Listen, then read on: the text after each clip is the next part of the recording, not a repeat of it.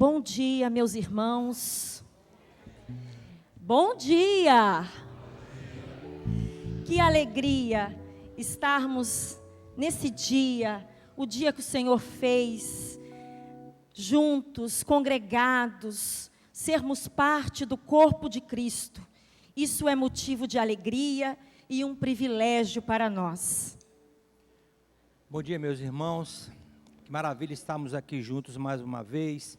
Desde sexta-feira nós temos sido abençoados pelas palavras que temos ouvido, e eu não vou deixar de falar que quem não veio perdeu, e quem não veio hoje também vai perder, porque tem sido palavras abençoadoras para a nossa vida, trazidas pela irmã Miriam. Ontem não foi diferente. A história da família de José é uma história que remete à história de todas as famílias de hoje em dia. Nós às vezes achamos que temos um problema pelo fato de nossa família não ser perfeita, e a história de ontem nos mostra que isso é bem diferente. Famílias que querem ser relevantes, famílias que querem ser diferentes na sociedade, devem buscar a perfeição, e nós estamos aqui fazendo isso, buscando a direção de Deus, para que um dia sejamos uma família perfeita. A música que vamos cantar agora trata também disso. Minha casa e eu serviremos ao Senhor. A casa que serve ao Senhor, o lar que serve ao Senhor, certamente será uma família relevante para o nosso tempo. Amém?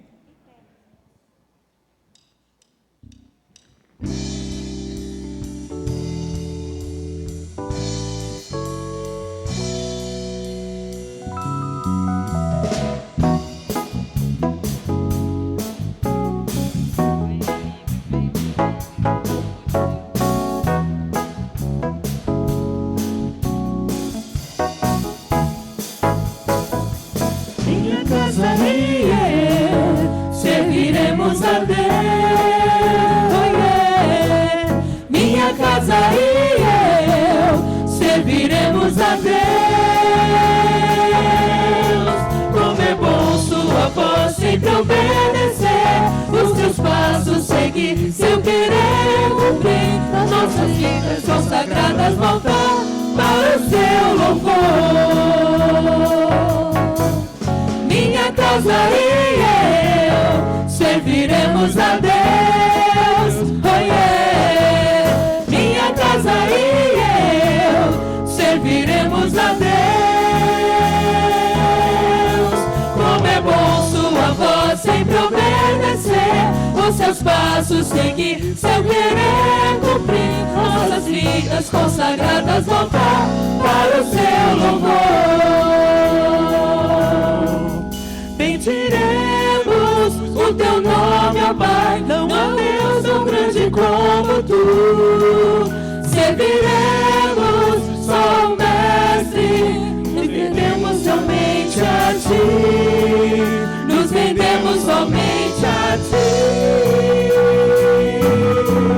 Minha casa e eu serviremos a Deus, oh yeah.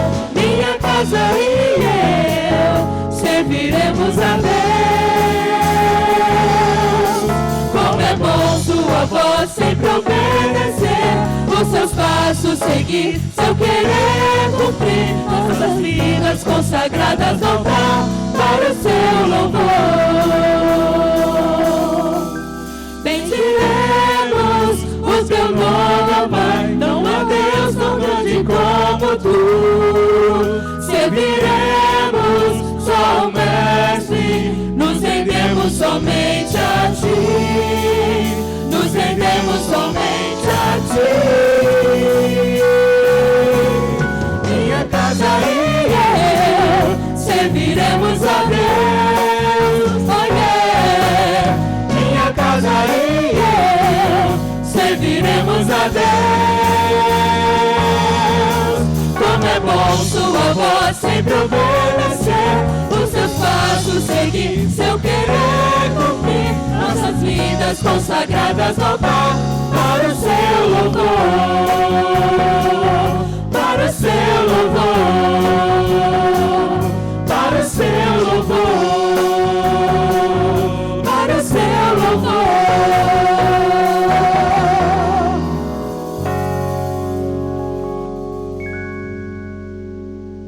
O cântico que cantaremos agora, na sequência, chama-se Oração da Família. E de fato ele é uma oração. Ele começa com uma frase dirigindo-se a Deus Pai, que interceda pelas nossas famílias, por cada necessidade que temos, por cada dificuldade que sentimos no nosso dia a dia, às vezes tão estressante. Que nós agora cantemos esse cântico orando, ou oremos cantando, para a glória de Deus.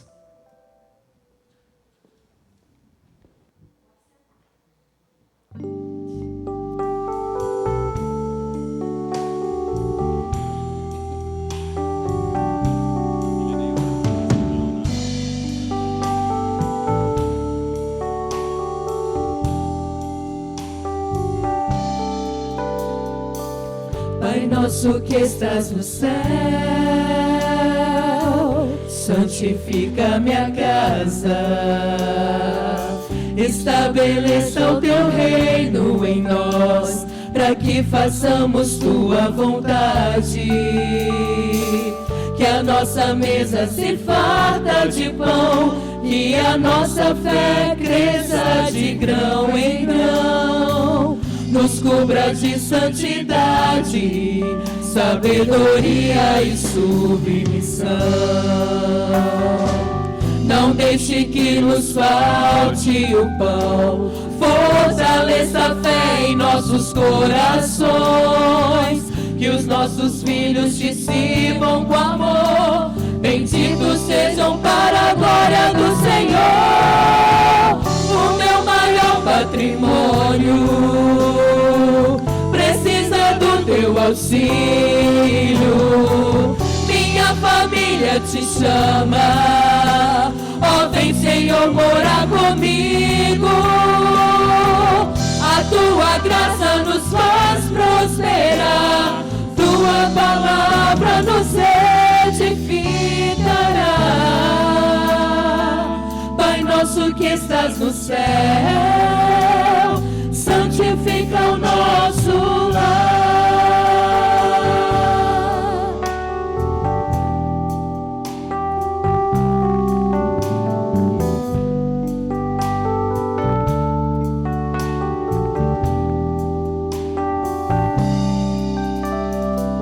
Que a nossa mesa se farta de pão, que a nossa fé cresça de grão em grão.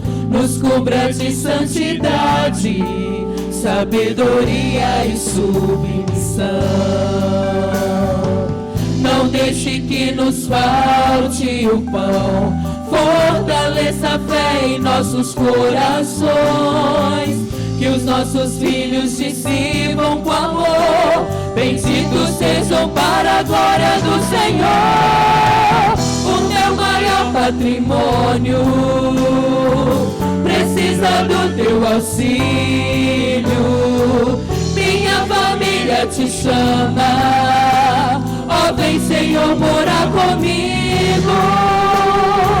A tua graça nos faz prosperar, tua palavra nos edificará. Pai nosso que estás no céu, abençoa o nosso lar. Eu e minha casa serviremos ao Senhor. Todos os dias te daremos o melhor do nosso louvor. Eu e minha casa serviremos ao Senhor. Fomos feitos para a glória do Senhor.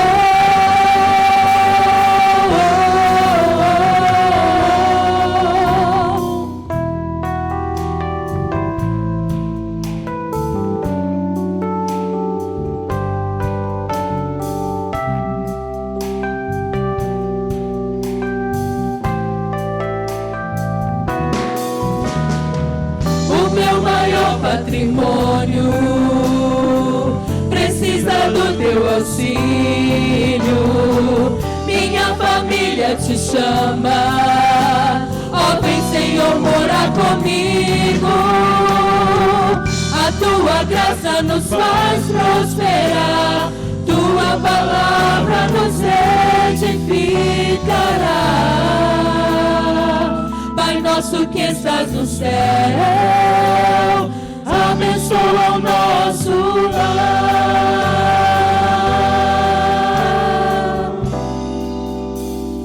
Abençoa o nosso lar. Amém, amém.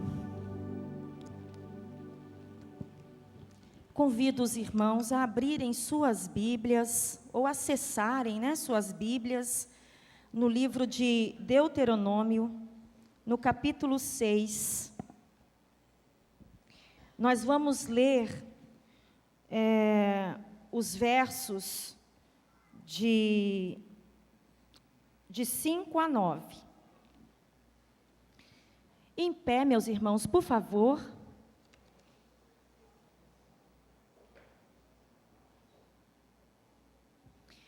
Eu vou ler os versículos ímpares e os irmãos, por favor, leiam os versículos pares. Amarás o Senhor teu Deus de todo o teu coração, com toda a tua alma e com todas as tuas forças.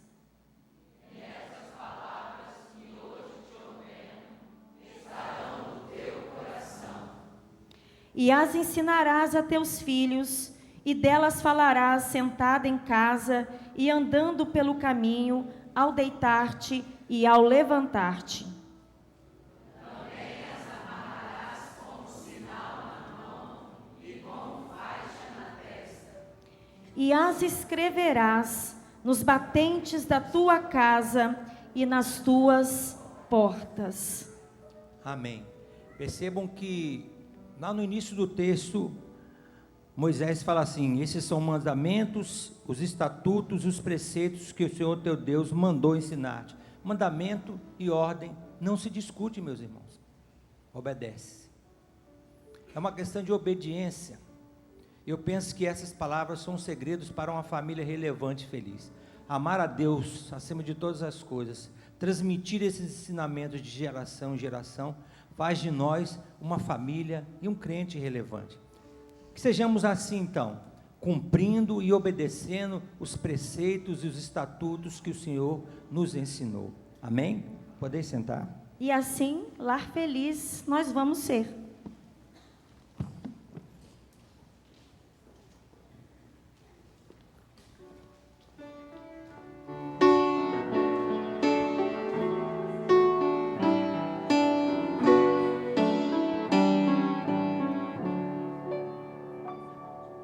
Nesses dias de tantas incertezas, nossos lares precisam ter cada pondo em Deus a confiança. Sendo assim, lá feliz nós vamos ser. Com amor, lá feliz nós vamos ser. Nestes dias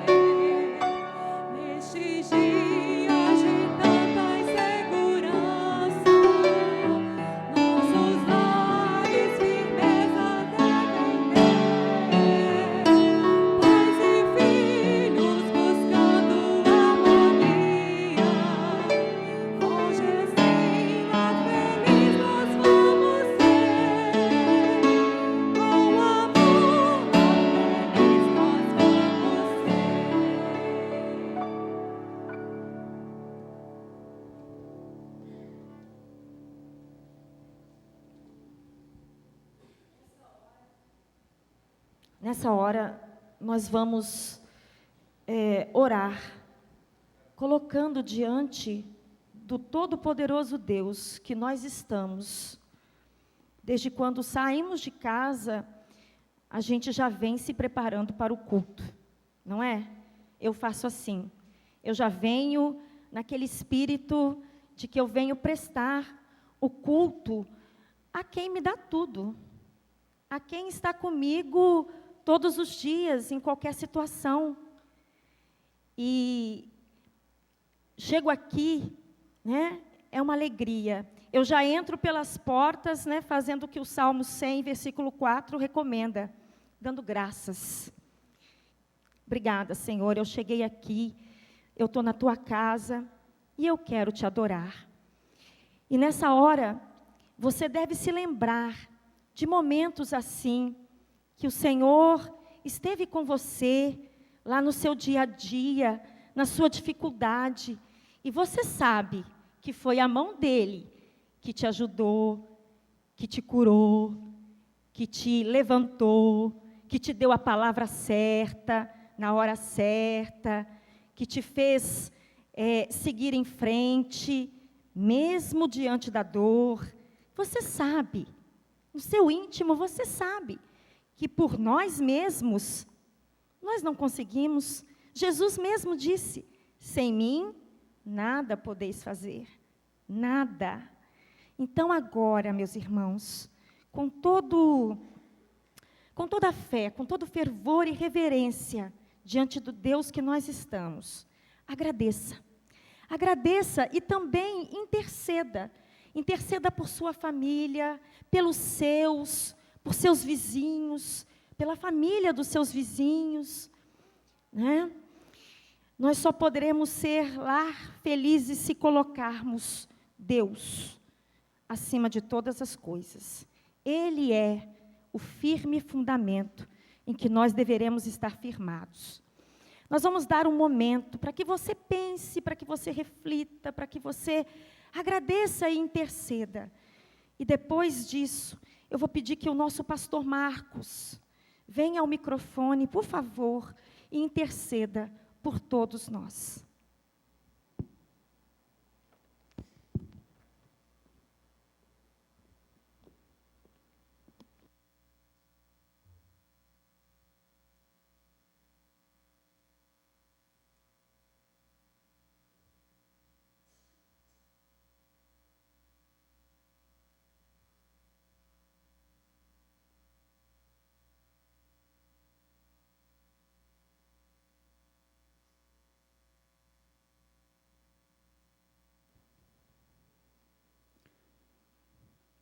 Senhor, nosso Deus, nosso Pai de amor, Pai, glorificado e exaltado seja o Teu nome, ó Deus. Pai, nós louvamos o Teu nome pela salvação em Cristo Jesus. Pai, nós agradecemos, ó Deus, de todo o coração, pela família em que o Senhor nos colocou, porque é projeto do Senhor, ó Deus.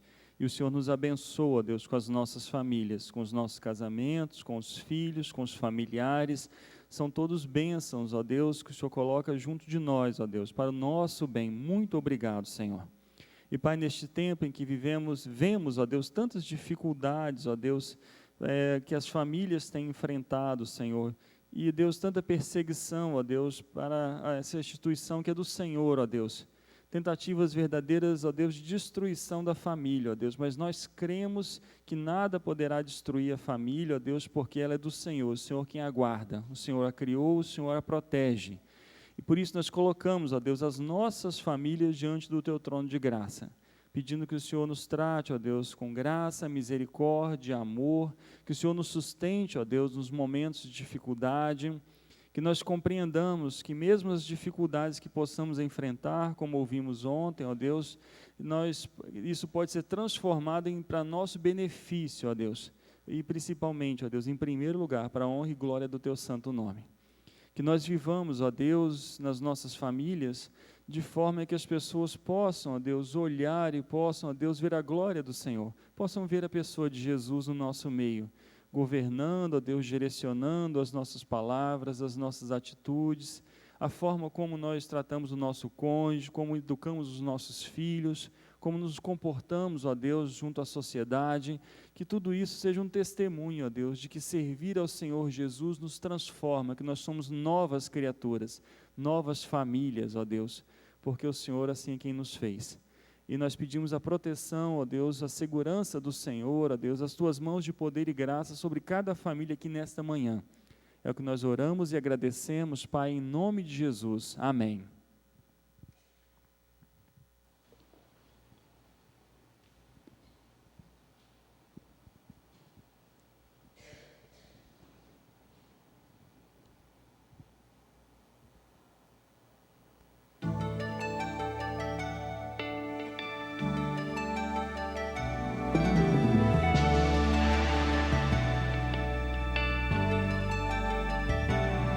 Ainda que eu falasse a língua dos anjos, o dom mais precioso é o amor. se não tivesse amor, de nada serviria. O dom mais precioso é o amor. E tivesse a fé para mover as montanhas, O dom mais precioso é o amor. se não tivesse amor, de nada adiantaria. O dom mais precioso é o amor. Paciente, sofredor,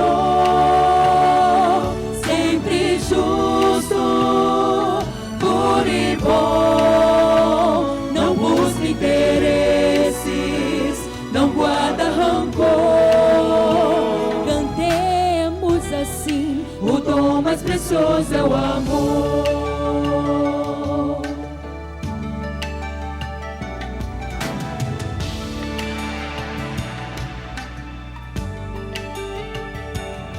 ainda que eu tivesse o dom de profecia, O dom mais precioso é o amor. se eu não tivesse amor, nada eu teria. O dom mais precioso é o amor. Conhecesse os mistérios e a ciência, O dom mais precioso é o amor. se eu não tivesse amor, nada eu seria. O dom mais precioso é o amor. Paciente, sofredor, sempre justo, puro e bom, não busca interesses, não guarda rancor. Cantemos assim, O dom mais precioso é o amor. ainda que eu desse o meu corpo para ser queimado, O dom mais precioso é o amor. se não tivesse amor, de nada valeria. O dom mais precioso é o amor. Mesmo que eu desse aos pobres todos os meus bens, O dom mais precioso é o amor. se eu não tivesse amor, teria um coração vazio. O dom mais precioso é o amor. Paciente, sofredor, sempre justo, puro e bom, não busca interesses, não guarda rancor. Cantemos assim, O dom mais precioso é o amor. paciente, sofredor, sempre justo, puro e bom, não busca interesses, não guarda rancor. Cantemos assim, O dom mais precioso é o amor. que eu nunca me esqueça. O dom mais precioso é o amor. Seja o amor a canção. O dom mais precioso é o amor.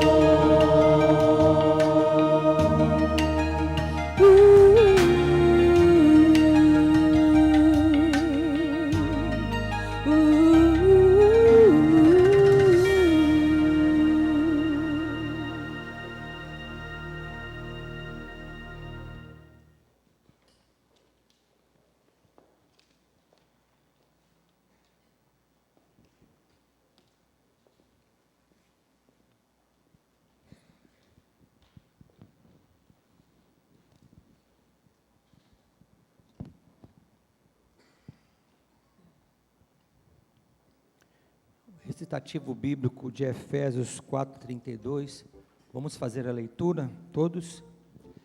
Sede bondosos e tende compaixão uns para com os outros, perdoando uns aos outros, assim como Deus vos perdoou em Cristo. Eu não sei, eu tenho uma anotação na minha Bíblia, que talvez tenha sido alguém que pregou aqui, sobre esse texto, e diz que isso aqui é o padrão mais alto de perdão. E a irmã Mira, falando ontem, diz que perdão é uma perda muito grande, né, irmão? Perdão é uma perda muito grande. Talvez por isso seja mais difícil para nós nos rendermos a essa atitude de perdoar. Mas Cristo fala que nós devemos ser perdoadores, perdoar uns aos outros. E agora, já introduzindo esse momento de comunhão, eu gostaria que o irmão pensasse nisso, aproveitasse esse momento para abraçar, e se for necessário também, você pode pedir perdão àquela pessoa que você está abraçando. Fiquem em pé, meus irmãos. Vamos participar desse momento com bastante entusiasmo, com alegria. Saia do seu lugar, abrace quantos você puder abraçar.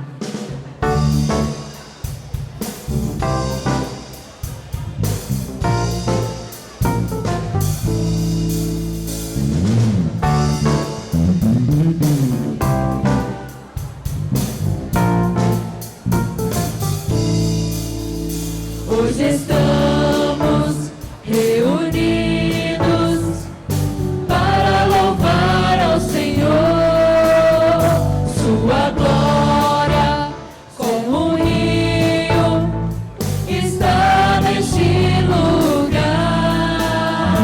Hoje estamos reunidos para louvar ao Senhor, sua glória como um rio está neste lugar. Comunhão e adoração é o que Deus reservou para nós. Sua alegria está neste lugar, sua paz entre nós hoje está. Todos juntos louvemos ao Senhor, nosso Deus Pai, autor da criação, no seu trono, ouvindo Ele está o nosso louvor, o nosso louvor. Sua igreja bem unida, nenhum mal poderá destruí-la. Ela é forte, poderosa, sobre a terra prevalecerá.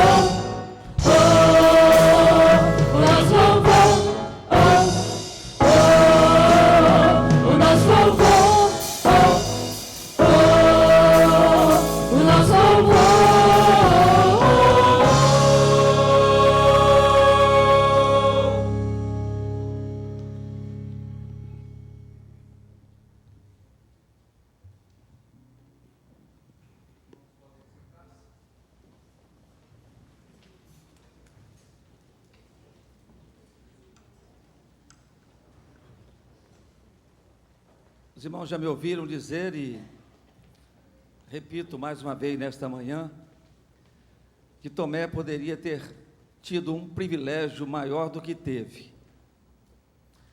Por que digo isso? Porque quando Jesus apareceu aos discípulos, pela primeira vez depois de ressurreto, Tomé não estava presente.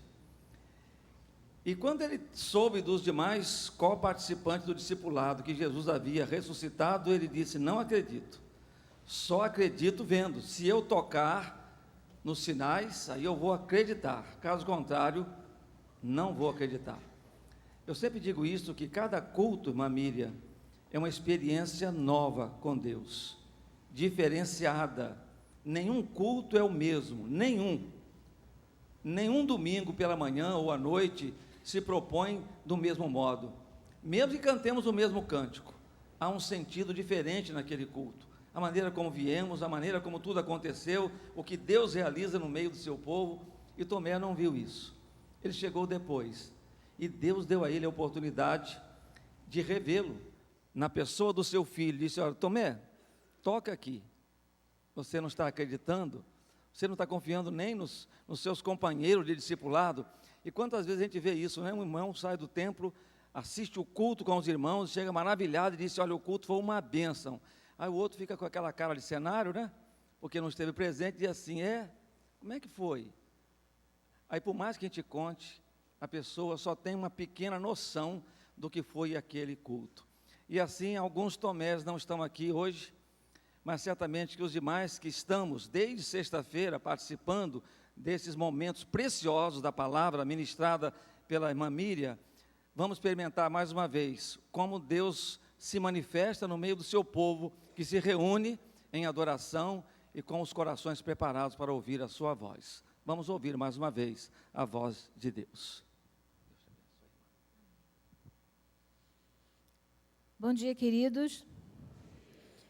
É um prazer estar aqui com os irmãos, um prazer ter conhecido o pastor, sua família, e os irmãos são muito abençoados pelo pastor que tem, pela sua família, porque o pastor, ele transmite paz, né? A gente conversa com ele, a gente se sente abençoado. E eu falei com ele hoje pela manhã, e vou falar publicamente para todo mundo, falei com ele que ele tem que escrever. Ele tem que escrever as coisas maravilhosas que ele tem feito, que Deus abençoe a vida dele, esses anos toda à frente dessa igreja, muita experiência como pastor. Aí estou comprometendo o senhor publicamente, viu, pastor? O senhor tem que escrever, porque ele pode abençoar a vida de muitos pastores jovens, que tem como desafio o ministério pastoral. Que Deus abençoe a sua igreja cada vez mais, pastor. Que a cidade de Linhares seja impactada pela vida dos irmãos. Que os irmãos aqui em Linhares façam a diferença, porque a diferença do Brasil começa dentro da nossa casa. A gente não pode colocar a nossa confiança em políticos. A Bíblia diz que maldito o homem que confia no homem. E, infelizmente, a gente vê durante a política quantos crentes brigando por causa de política, quando, na verdade, a nossa confiança deve estar em Deus. E a igreja está aqui, como igreja, nós somos o corpo de Cristo, e estamos aqui para sermos relevantes, para que as pessoas aprendam como viver. Uma vez eu ouvindo, e achei muito interessante, uma criança perguntando para uma outra pessoa por que Deus mandou Jesus. E aí a pessoa dizia: Deus mandou Jesus ao mundo para que nós aprendêssemos como viver. E eu achei muito interessante essa resposta, porque é exatamente isso. E as pessoas têm que olhar para nós, já que nós somos o corpo de Cristo, e as pessoas têm que olhar para nós para aprender como viver. Nós estamos aqui para sermos aqueles que as pessoas olham para nós, e as pessoas digam assim: vamos aprender com eles. Que os irmãos sejam relevantes aqui, que a minha igreja seja relevante no Rio de Janeiro, que sejamos relevantes no Brasil. Eu queria que você abrisse sua Bíblia em Efésios. Vamos falar sobre um texto muito já visto pelos irmãos. Nós vamos ler sobre 2 textos na Bíblia, em Efésios, capítulo 5, capítulo 6, e depois em 1 Pedro, capítulo 3.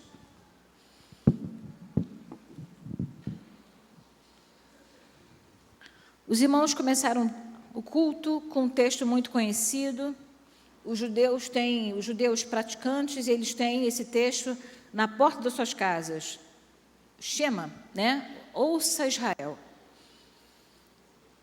E ele começa a falar sobre a importância de amar Deus sobre todas as coisas, amar Deus acima de qualquer coisa. Mas Jesus disse que aquele que ama os meus mandamentos e o quê? Os guarda, esse é o que? E às vezes a gente fala assim: eu amo a Deus de todo o coração. Irmãos, amar a Deus de todo o coração é o princípio da obediência. Nós não podemos mostrar que amamos a Deus se não obedecemos a Deus. E aí falamos que amamos a Deus, levantamos nossas mãos, cantamos, ficamos emocionados com o culto, mas isso não muda a nossa vida, porque, na verdade, nós só mostramos a Deus que nós o amamos quando somos obedientes à sua palavra. E é tão importante a gente entender, irmãos, nós somos o povo da palavra, o povo batista é o povo da palavra. Nós não somos aqueles que vivem das experiências sensoriais, ainda que em algum momento Deus se revele para nós de forma diferente, mas nós somos o povo da palavra. E nós sabemos que como foi que Jesus venceu Satanás no deserto, foi com o quê? Com a palavra. E é assim que nós podemos vencer as astutas ciladas do inimigo, é com a palavra. A família que conhece a palavra, a família que prega a palavra, a família que vive a palavra.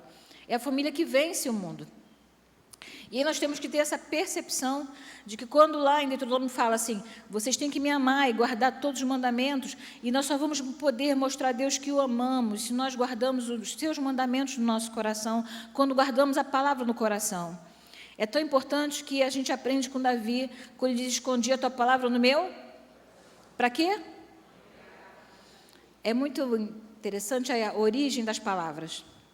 A palavra decorar significa guardar de coração.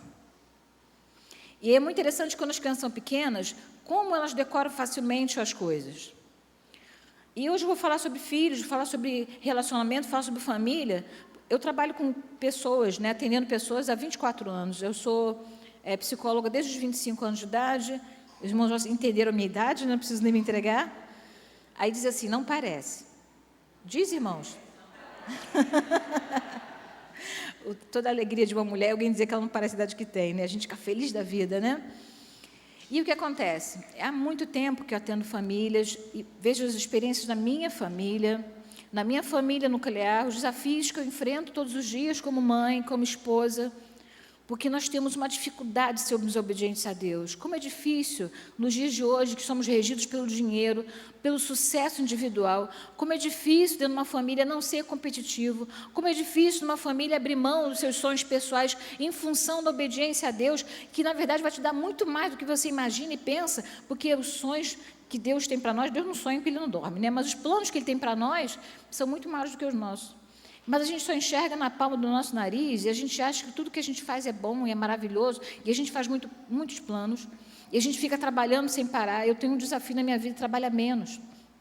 Eu tenho repensado muito isso, porque o Salmo 127 que diz, Ele dá aos seus amados enquanto o quê? Enquanto dorme.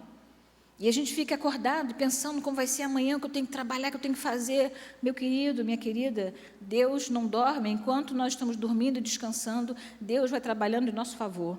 E a gente fica correndo atrás do prejuízo, quando o crente não corre atrás do prejuízo, crente anda sempre na frente, porque Deus está à frente da nossa vida. E a gente fica regido pelas pressões desse mundo cotidiano, e a gente se esquece dos princípios mais importantes. Nós estamos vivendo uma crise muito grande aqui no Brasil, porque nós vivemos um país intervencionista. O Estado quer dizer o que fazer com a família. Eu faço uma especialização em neuropsicologia, umas coisas que eu tenho aprendido sobre cérebro que eu não sabia. Por exemplo, tudo que uma criança aprende até os 4, 5 anos de vida, é o que ela vai guardar para sempre. É por isso que a Bíblia fala que é andando pelo caminho, andando, levantando, deitando, para que a criança guarde isso no seu coração. E a gente, às vezes, não dá importância sobre ensinar o Evangelho aos filhos. Quando, na verdade, a criança ela precisa se ensinar no caminho desde cedo, porque ela vai guardar isso na sua mente, nunca mais vai esquecer. Os irmãos podem encontrar pessoas que têm mal de Alzheimer, ela esquece, a memória recente dela é apagada, mas aquilo que ela foi lá atrás, ela não esquece. E é muito interessante que quando a gente fala sobre língua materna, o que é língua materna? É aquela língua que a criança aprende desde que nasceu. E aí tem uma parte do nosso cérebro que ela acumula informações que nunca mais vão se perder, que a gente chama de primeira memória. Quando alguém aprende uma língua depois dos 7, 8 anos de idade, na adolescência ou na vida adulta, ela é uma língua que a pessoa pode esquecer. Mas a língua que a criança aprendeu desde cedo, com seus pais falando, ela não vai esquecer. E uma outra coisa interessante, que a criança começa a aprender a falar, sabe desde quando, irmãos? Desde o ventre da mãe. Quando ela nasce e chega na casa, ela já começa a entender os sons. E quando uma criança começa a falar, ela só está manifestando o que ela já aprendeu. Olha que interessante. Ela armazenou todo aquele vocabulário, ela armazenou todo aquele conhecimento, e ela começa a falar, porque, na verdade, ela já sabia, só não havia ainda manifestado. Ela começa a fazer as conexões cerebrais para desenvolver a linguagem, mas ela já sabia, ela vê as pessoas falando, ela vê as pessoas se comunicando, e ela vai guardando aquilo. Aí, um dia, ela começa a colocar para fora o que ela já sabia.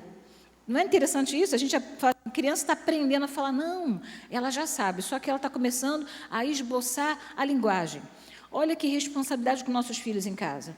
Olha o que eles estão vendo dentro da nossa casa. Olha o que eles estão vendo, aquilo que nós estamos fazendo. Existem algumas historinhas que eu gosto de contar. Diz de um menino que, irmãos, aqui não, isso deve ser de Vitória para lá. Porque de domingo é dia do café da manhã, do almoço dos crentes. O almoço dos crentes é pastor frito e pastor assado. Aqui eu sei que não. Isso deve ser só de Vitória para lá, viu, pastor? Aqui em Linhares isso não acontece. E aí a mãe havia convidado o pastor para ir na sua casa, e a criança ficou o tempo todo indo e voltando, olhando para a cara do pastor, e a mãe preparando a comida, e o menino falou assim, mãe, você mentiu. Aí a mãe, o que é isso, menino? Dizendo para o pastor que eu minto? Mentiu sim, você falou que o pastor tinha 2 caras, só estou vendo uma. Às vezes, irmãos, nós não percebemos algumas coisas. A gente quer que nossos filhos sejam crentes. O maior patrimônio de uma mulher e um homem crente é que seus filhos sejam crentes.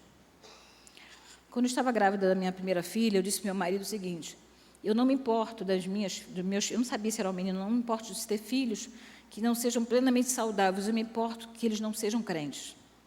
Meu marido falou, isso é muito forte que você falou. Mas, irmãos, nada paga, não existe preço maior do que você ver um filho temente ao Senhor. E isso é um princípio para a eternidade. Eu vejo crentes que falam assim, meu filho é maravilhoso, ele tem pós-graduação, ele tem doutorado, ele viajou para fora, só falta ser crente, falta tudo. E aí a gente começa a entender que nós estamos sendo empurrados e regidos por uma ideia capitalista, ou talvez uma ideia econômica, de que a vida vai ser boa se nós tivermos tudo aqui. Irmãos, estamos aqui só de passagem. E aí nós temos que compreender o princípio da palavra para chegarmos ao entendimento que nós estamos aqui para abençoar pessoas, para levarmos pessoas a Cristo, mas que o princípio mais importante da vida é que nós estamos aqui para servirmos ao Senhor. E isso é o princípio da palavra. Mas como é difícil viver a palavra, porque nós mulheres, nós homens, somos regidos pelas ideias que circulam sobre nós o tempo todo, e por isso que é importante estarmos sempre meditando a palavra, porque a palavra vai nos blindar. E o Salmo 1, que é um salmo muito bonito, diz o seguinte, e antes medite na sua lei de dia e de noite. Ele fala, bem-aventurado o homem que não anda segundo conselho dos ímpios, ele não se desvia para a direita e para a esquerda, ele não se assenta dos escarnecedores, e tem mais uma promessa, tudo quanto fizer vai acontecer o quê? Prosperará. É o princípio da palavra. E eu quero, nessa manhã, compartilhar a palavra com você. Nós temos um livro maravilhoso, que é a Bíblia. E como é que a sociedade se perde? A sociedade se perde quando perde o referencial que é a Bíblia. E isso começa na nossa casa, com nossos filhos, quando a gente ensina para eles que não existe livro mais precioso do que a palavra de Deus. E não tem mesmo, irmãos. Uma das coisas que aconteceu na minha família, eu fui a primeira pessoa da minha família a fazer curso universitário. Eu conversava isso com o pastor Marcos ontem, sobre as nossas dificuldades que a gente começa a enfrentar até que a nossa geração consiga romper algumas coisas. Eu fui educada num lar cristão e, graças a Deus por isso, a minha mãe nunca tinha ido à escola. Minha mãe ia à escola para frequentar reuniões escolares, para quando tinha reunião de pais, mas a minha mãe não frequentou a escola. Mas eu vou dizer uma coisa para os irmãos sobre a minha mãe. Minha mãe foi alfabetizada pela mãe dela, no interior da Bahia, e minha mãe alfabetizou todas nós. Uma mulher que nunca foi à escola, alfabetizou as 4 filhas. Nós chegamos na escola, todas nós sabíamos ler, porque minha mãe, que nunca tinha ido à escola, mas era uma leitora assídua da Bíblia, e minha mãe fala perfeitamente, é uma mulher que as pessoas pensam que ela tem ensino médio, ou que ela tenha feito faculdade, mas a leitura da Bíblia tornou minha mãe uma pessoa sábia. E ela nos alfabetizou em casa, e quando chegávamos na escola, as pessoas ficavam abismadas, como vocês leem bem? Onde vocês foram alfabetizadas? E quando elas descobriam que tinha sido, nossa mãe era professora, não, ela não é professora. E a minha mãe nos alfabetizava, nos ensinava versículo bíblico, e quando fazíamos uma coisa errada, o castigo da minha mãe era que nós decorássemos um salmo. Então, você percebe, quem era mais levado decorou mais salmo. E era a estratégia que ela tinha de nos ensinar que a gente devia sentar e ler a Bíblia, porque Deus ia corrigir o nosso coração quando a gente estivesse lendo a Bíblia. E como a gente precisa hoje colocar para os nossos filhos, colocar para nós mesmos, que nós não iremos a lugar nenhum se não obedecermos o princípio da palavra. E a gente vê os mandamentos, porque os mandamentos estão lá. Irmãos, Deus, Ele não precisa dos mandamentos, somos nós que precisamos. E Deus coloca os mandamentos, Deus coloca a lei, Deus coloca a palavra para nos preservar da infelicidade. E nós temos que entender que isso não é um peso. Na verdade, quem obedece a palavra pode dormir e acordar em paz, porque ele está vivendo na palavra. O que faz as pessoas ficarem em agonia e ansiedade é porque não vivem segundo a palavra. O que nos deixa ansiosos? É porque a gente esquece que a palavra diz que não estejais ansiosos por coisa alguma. Por que a gente fica com medo? Porque a gente esquece que Paulo diz, mas eu sei quem tenho crido. E a gente vai esquecendo as promessas da palavra, porque a gente lê tanta coisa, na internet, a gente vê televisão, a gente vê filme, e a gente vai vendo YouTube, e a gente se esquece do que a palavra diz. E nessa manhã eu quero compartilhar com você que Deus pode fazer da nossa vida grande exemplo para as pessoas. Deus não nos colocou aqui para que nós fôssemos plenamente sucesso aqui. E sucesso aqui é muito bom. É muito bom ser bem-sucedido no trabalho, isso é muito bom, mas não é isso que vai contar na eternidade. Deus nos colocou nesse mundo aqui para que nós sejamos bênção nessa terra, para que nós pudéssemos abençoar aqueles que nos cercam. Foi para isso que Deus separou Israel e eles não entenderam. Deus separou o povo de Israel para que eles fossem condutores de outras nações vizinhas, e em vez de eles fazerem isso, eles se contaminavam com a nação vizinha. E a gente entendeu hoje os princípios bíblicos de por que nós temos dificuldade de viver em família. Eu queria que você abrisse sua Bíblia em Efésios capítulo 5, e nós vamos ler até o versículo 19 do capítulo 6. A gente vai ler muito hoje a Bíblia, viu? Mas não tem problema que se você esquecer o sermão, você pelo menos guardou o texto bíblico.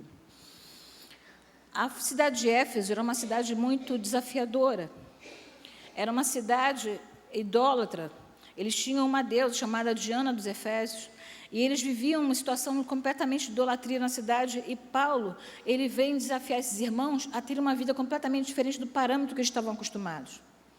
E aí ele começa a faz colocações sobre família, que para nós hoje, na percepção que temos, é muito difícil. E eu queria conversar sobre hoje, com os irmãos hoje, como é difícil ver o princípio da palavra, mas como o princípio da palavra nos guarda e nos faz ser vencedores. E ele começa no capítulo 5, a partir do versículo 22, diz assim: mulheres, sujeitem-se cada uma a seu marido como ao Senhor. Pois o marido é a cabeça da mulher, como também Cristo é a cabeça da igreja, que é o seu corpo, da qual ele é o Salvador. Assim como a igreja está sujeita a Cristo, também as mulheres estejam em tudo sujeitas ao seu marido. Maridos, ame cada um a sua mulher, assim como Cristo amou a igreja, entregou-se por ela para santificá-la, tendo-a purificado pelo lavar da água mediante a palavra, e para apresentá-la a si mesmo como igreja gloriosa, sem mancha nem rusga, ou coisa semelhante, mas santa e inculpável. Da mesma forma, os maridos devem amar cada um a sua mulher como a seu próprio corpo. Quem ama a sua mulher, ama a si mesmo. Além do mais, ninguém jamais odiou seu próprio corpo, antes o alimenta e dele cuida, como também Cristo faz com a igreja. Pois somos membros do seu corpo. Por essa razão, o homem deixará o pai e a mãe, se unirá à sua mulher, e os dois se tornarão uma só carne. Este é um mistério profundo, refiro-me, porém, a Cristo e a igreja. Portanto, cada um de vocês também ama a sua mulher, como a si mesmo, e a mulher trate o marido com todo respeito. Filhos, obedeçam seus pais no Senhor, pois isso é justo. Honra teu pai e a tua mãe. Este é o primeiro mandamento com promessa, para que tudo te corra bem e tenha longa vida sobre a terra. Pais, não irritem seus filhos, antes criem segundo a instrução e o conselho do Senhor. Agora vamos para o versículo 10 do capítulo 6. Finalmente, fortaleçam-se no Senhor e no seu forte poder. Vistam toda a armadura de Deus para poderem ficar firmes contra a cilada do diabo, pois a nossa luta não é contra os seres humanos, mas contra os poderes e autoridades, contra os dominadores deste mundo de trevas, contra as forças espirituais do mal nas regiões celestiais. Por isso, vistam toda a armadura de Deus para que possam resistir no dia mau e permanecer inabaláveis. Depois de terem feito tudo, assim mantenham-se firmes, cingindo com o cinto da verdade, vestindo a couraça da justiça e tendo os pés calçados com a prontidão do evangelho da paz. Além disso, use o escudo da fé, com o qual vocês poderão apagar todas as setas inflamadas do maligno. Usem o capacete da salvação e a espada do Espírito, que é a palavra de Deus. Orem no Espírito e em todas as ocasiões, com toda oração e súplica. Tendo isso em mente, estejam atentos e perseverem na oração por todos os santos. Orem também por mim, para que, quando eu falar, seja-me dada a mensagem, a fim de que, destemidamente, torne conhecido o mistério do Evangelho, pelo qual sou embaixador preso em correntes. Orem para que, permanecendo nele, eu fale com coragem, como me cumpre fazer. Paulo encerra as instruções sobre família, falando sobre a armadura de Deus, e não está por acaso. O livro, a Bíblia, não é dividida em capítulos desde sempre. Ela foi dividida em capítulos muitos séculos depois, para que facilitasse a nossa leitura. Paulo está escrevendo uma carta para a igreja de Éfeso, e ele diz para esses irmãos, para eles viverem em família, de acordo com os princípios bíblicos, e depois ele dá uma receita, como é que conseguimos isso? E ele fala, vocês devem, para viver isso, é preciso que use a armadura de Deus. Por que a gente tem tanta dificuldade de fazer as coisas que a Bíblia nos propõe fazer? Porque estamos desarmados. A Bíblia é a própria arma, é a palavra de Deus. E Paulo diz assim, como é que você vai conseguir fazer isso que está sendo proposto aqui? Você precisa se fortalecer no Senhor e estar atento às astutas ciladas do inimigo. E Paulo encerra esse pedaço, quando ele fala sobre senhores, sobre pai, filhos, marido e mulher, ele encerra apresentando como é que você deve enfrentar isso. Você deve fazer isso usando a armadura de Deus. E aí Paulo começa a falar como é que a mulher tem que se comportar. Irmãos, que desafio para nós hoje, para nós mulheres. Porque nós temos muita dificuldade, e é engraçado que a Bíblia coloca coisas que são muito difíceis, né? A mulher aguardar o marido tomar atitude, que é isso, se sujeitar, andar com ele na mesma missão. E a gente começa a perguntar como é que essas coisas funcionam. Deixa eu dizer uma coisa para você. O que precisa para um casamento funcionar adequadamente, como a Bíblia fala? Mulher precisa de segurança. E homem precisa de respeito. E aí o que acontece? Na verdade, quando a Bíblia fala sobre a mulher ser submissa ao marido, é que esse homem vai dar segurança para ela. Por que Deus criou o homem com um corpo diferente da mulher? O homem e a mulher têm um corpo igual, sim ou não? Não. O homem é mais forte. Mas o que a gente está vendo hoje? A gente está vendo hoje que esse homem está usando a sua força para machucar mulheres, matar mulheres. Nós temos hoje, no Brasil, já foi instituída uma lei chamada feminicídio. E por que o nome é feminicídio? É porque uma mulher que morre na condição de ser mulher. Um assalto, uma mulher que leva um tiro na rua, não é feminicídio. Feminicídio é quando ela morre pela condição de ser mulher. Ela é morta por um homem que acha que ele é dono dela. Mas por que isso está acontecendo? O princípio de Deus é violado. Quando a Bíblia diz, e Paulo está dizendo, mulheres sejam sujeitas ao seu marido, deixe-lhe cuidar de você, e esse homem vai proteger essa mulher, esse homem vai proteger ela de todas as situações, proteger economicamente, proteger das situações de dificuldade, adversidade, proteger fisicamente, porque Deus, meu irmão, não te deu músculo à toa. Não é verdade, pastor? E sabe o que acontece? Irmãos, me desculpem, hoje, as mulheres estão se avançando, se colocando na posição de mandar, porque os homens se acomodaram. Hoje nós temos uma dificuldade dos meninos serem criados como homens. E aí o que acontece? A mãe vai lá, meu filhinho não faz isso, meu filhinho não faz aquilo, ele não pega peso, ele não faz não sei o quê. E aí as meninas gostam tanto daquele menino, porque ele é tão docinho, mas depois que casa com ele é um horror. Porque a mulher gosta de homem docinho para falar, mas na hora do vamos ver, ela quer um homem macho, sim ou não? Sim, quer um homem que decide.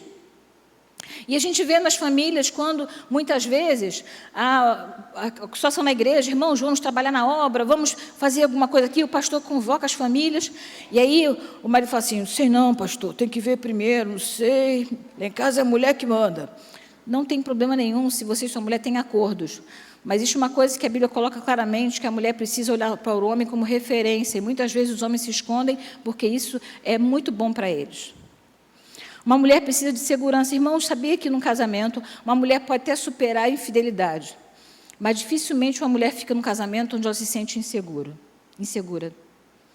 E é interessante que no casamento, a cerimônia do casamento, vem o pai com aquela noiva e entrega ela para quem?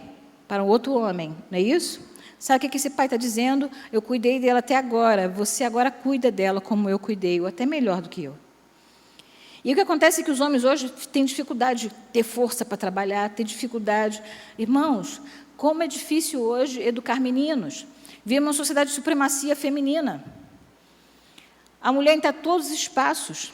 É concurso público, só tem mulher. Você vai no fórum, só tem mulher. Eu não sei como é a realidade aqui do Espírito Santo, mas no Rio de Janeiro, mais ou menos assim, onde você chega, só tem mulher. As Forças Armadas foram invadidas pelas mulheres.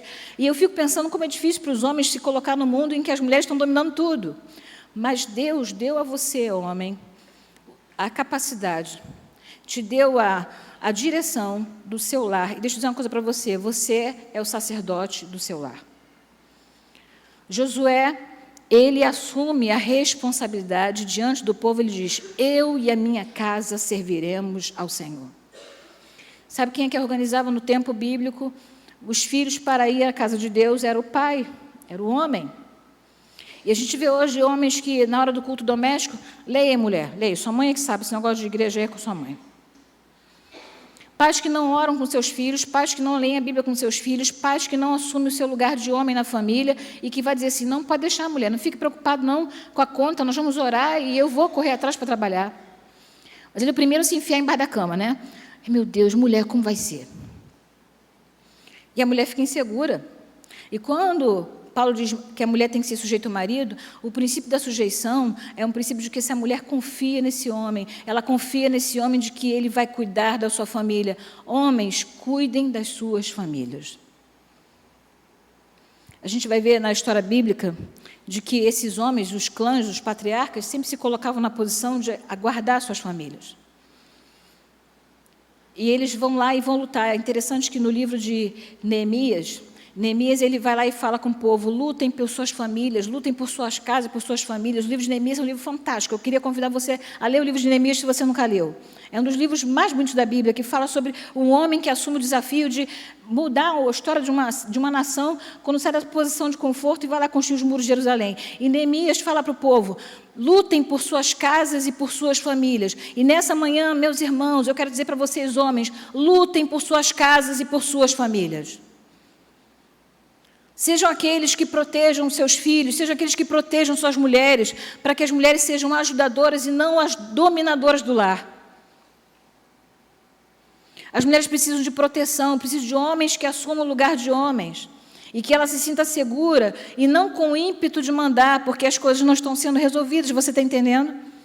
Que você passe para ela a situação de que, olha, vamos resolver, nós vamos fazer, nós vamos orar, e eu vou trabalhar, e eu vou sair daqui e vou resolver, você não precisa ficar preocupada. Nós precisamos de lares de homens que assumam o lugar de homens, que sejam aqueles que vão exercer a função de autoridade em casa. Irmãos, tudo Deus fez ao seu tempo perfeito. Um dos princípios da psicanálise é entender que o homem representa a lei. E aí, eles contam, né? O Freud contava que a criança, ela olha para o pai como o limite. E vamos imaginar uma historinha aqui, né? A criança chega na maternidade, ela chora, a mãe pega ela no colo, aí ela chora, a mãe pega ela no colo, aí um dia a mãe não vem, mesmo ela chorando, é o primeiro não que ela recebe, a mãe não vem porque está ocupada com o pai. Sabe o que internaliza essa criança? Esse pai é o limite. O pai é aquele que vai colocar limite, é aquele que vai representar a lei. Irmão, você jamais poderá representar a lei na sua casa se você representar fraqueza. Você pode até ser fraco diante de Deus, lá no cantinho com sua esposa, mas seus filhos precisam ver você um homem forte, e a sua esposa também precisa, no maior tempo, ver você como um homem forte. Como é que eu consigo isso, irmã Miriam? Orando, buscando ao Senhor, buscando sabedoria, buscando referência bíblica. Você é o homem para o qual Deus vai falar. Deus chama Noé e não fala com a mulher de Noé, Deus fala com Noé. Deus chama Abraão e não fala com Sara, fala com Abraão. Quando nós vemos que Deus, a todo momento, dá ordens aos homens, para que eles sejam aqueles que vão conduzir a família e vão proteger suas famílias. Ah, irmã, mas eu não tenho marido. Deus vai proteger você e vai te orientar. Deus vai ser aquele que vai te proteger. Mas se você tem marido, Deus deu essa incumbência para o marido. Uma mulher tem que se sujeitar ao seu marido, confiando e tendo segurança nele. Então, vocês, homens, precisam promover na mulher o quê? Segurança.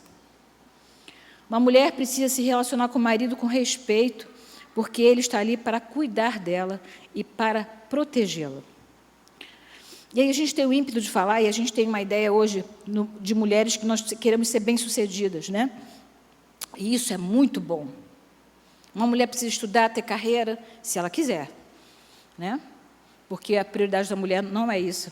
Ainda que a gente tenha carreira, ainda que a gente tenha filhos, eu tenho uma experiência particular. Durante um tempo da minha vida, eu fiquei sem trabalhar. E, irmãos, isso me custou muito. Mas eu entendia que era o princípio da palavra. Eu estava numa escola, eu era psicólogo de uma escola, e eu conversava com os pais sobre as crianças, sobre a importância de cuidar dos filhos.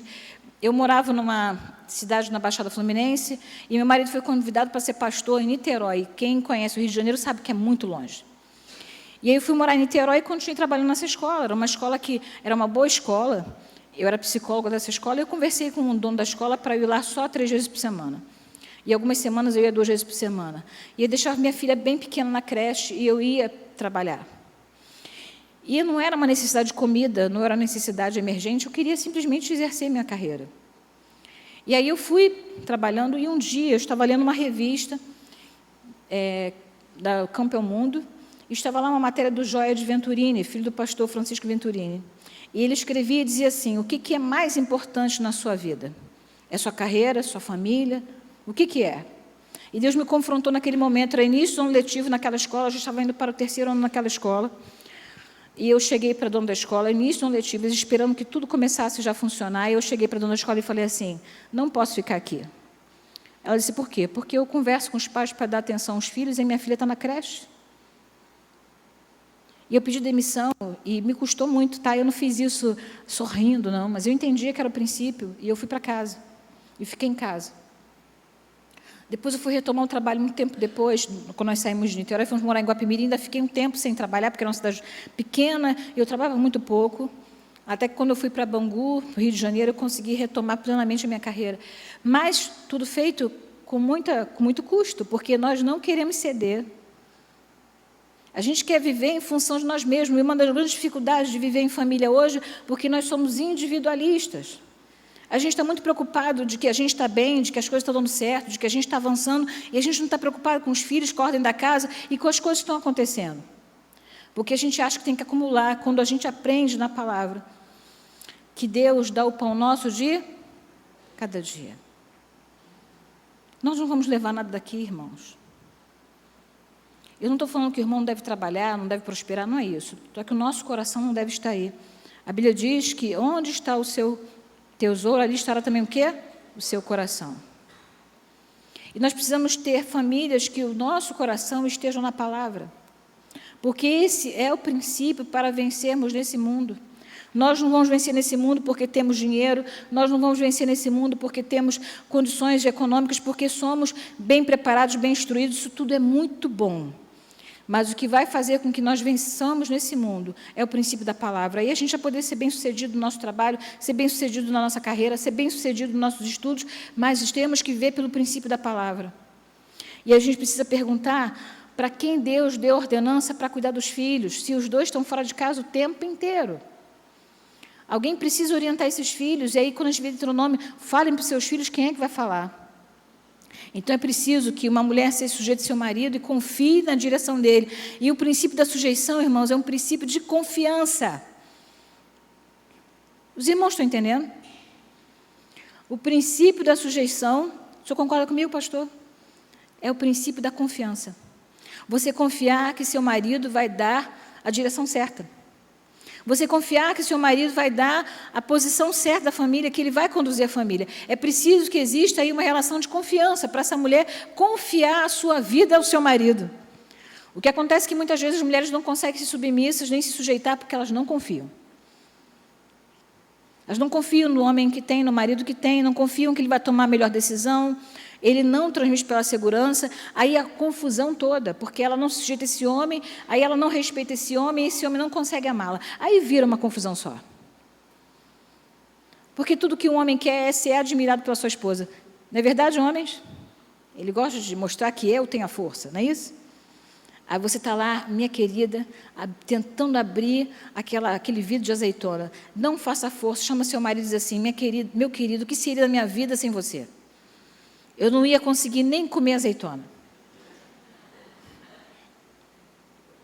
Aí você fala assim: mas irmã Mira, eu sou magrinha, minha mulher que é forte, meu irmão, faça força. Vai fazer exercício físico, seja marombado, mostre para sua mulher que você é forte. nós precisamos ter família que transmite insegurança, mas deixa eu dizer para nós que somos pais, nós não estamos sabendo criar nossos filhos para construir família. Pais que não ensinam filhos a serem homens, homens que transmitam segurança, e mães que não ensinam meninas a serem dóceis. Nós estamos aqui, nós mulheres, nós estamos aqui para adoçar a vida. É por isso que a Bíblia diz que a mulher rixosa, aquela está sempre brigando, sempre reclamando, essa mulher, o marido tem vontade, prefere morar no deserto que morar com ela, porque a mulher precisa ser doce. E como é difícil ser doce com o marido que não transmite segurança, e como é difícil para o marido transmitir segurança para uma mulher que é rixosa. Você está vendo toda a confusão que é? Irmãos, nós mulheres somos muito temperamentais, né? É difícil conviver com a mulher. A mulher muda muito de humor, né? E aí conta-se a história de que Adão e Eva, isso é toda brincadeira, tá, irmãos? Só para irmãos se distraírem. Diz que Adão e Eva estavam lá no paraíso, e Eva estava naquela cama box de bananeira, olhando para o teto, e ela estava chorando, porque mulher gosta de declarações, e ela chorando. Ela acorda Adão e fala: Adão, você me ama? Porque mulher gosta muito de declaração, né, irmãos? E aí o Adão fala assim: lógico que eu amo, Eva. Ai, Adão, eu preciso que você diga para mim que você realmente me ama. Ele: eu amo, Eva, vai dormir. A Eva continuou chorando, porque tem dias nos meses que as mulheres choram mais, e as mulheres entendem disso, né? Tem dia que a gente fica dias do mês que a gente fica mais frágil. Isso faz parte da nossa constituição feminina, né? Já deram um nome para isso, TPM, né? Então, antigamente, quando o pessoal não sabia, pensava que a mulher tinha ficado louca, de repente ela ficava boazinha de novo. E aí o que acontece? Está lá a Eva chorando. E aí o Adão vê o dia amanhecer, a Eva chorando. Eva, por que você está chorando? Porque eu queria saber de verdade se você me ama, eu preciso de uma declaração sua, de verdade. Eva, eu amo mesmo. Amanheceu o dia, a Eva com o olho inchado de chorar. E Adão falou assim: você continua chorando? Eu queria ter certeza que você me ama. Ele olha em volta, vê que não existe mais nenhuma outra mulher e fala assim: eu tenho escolha. Mas sabe, irmãos, todos os homens precisam olhar para sua mulher como se ela fosse Eva. Ele não tem escolha, você entende? Ela é a única para ele. Todo homem tem que olhar a sua mulher como a Eva, ela é a única que existe para ele. Amém? Ele fala: não tem escolha não, é você mesmo. A gente diz algumas coisas, muitas bobagens, né? A gente fala assim, a mulher fala assim: eu duvido que você arruma uma mulher melhor do que eu. Olha que arruma, irmão, não fala isso não. Ou o marido que fala: duvido que você arruma um marido melhor. Não fala isso não. Fica quieto. Né?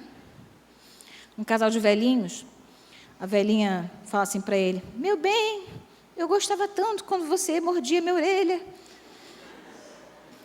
Eu queria tanto que você fazia de novo.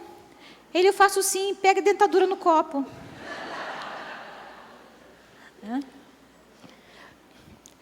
Irmãos, o inimigo quer destruir a nossa família, porque a família foi o primeiro projeto de Deus. E desde então ele vem perseguindo a família. É por isso que Paulo diz no final: vistam-se da armadura de Deus. Nós não vamos vencer em família se não estivermos com armas espirituais. E é por isso que Paulo diz: nossa luta não é contra a carne e o sangue. Então, sua luta não é contra seu marido, sua luta não é contra sua esposa. Você tem que enxergar que seu marido não é seu inimigo, sua esposa não é sua inimiga. Nós temos um inimigo em comum que se chama Satanás. E é de joelho que nós vencemos ele.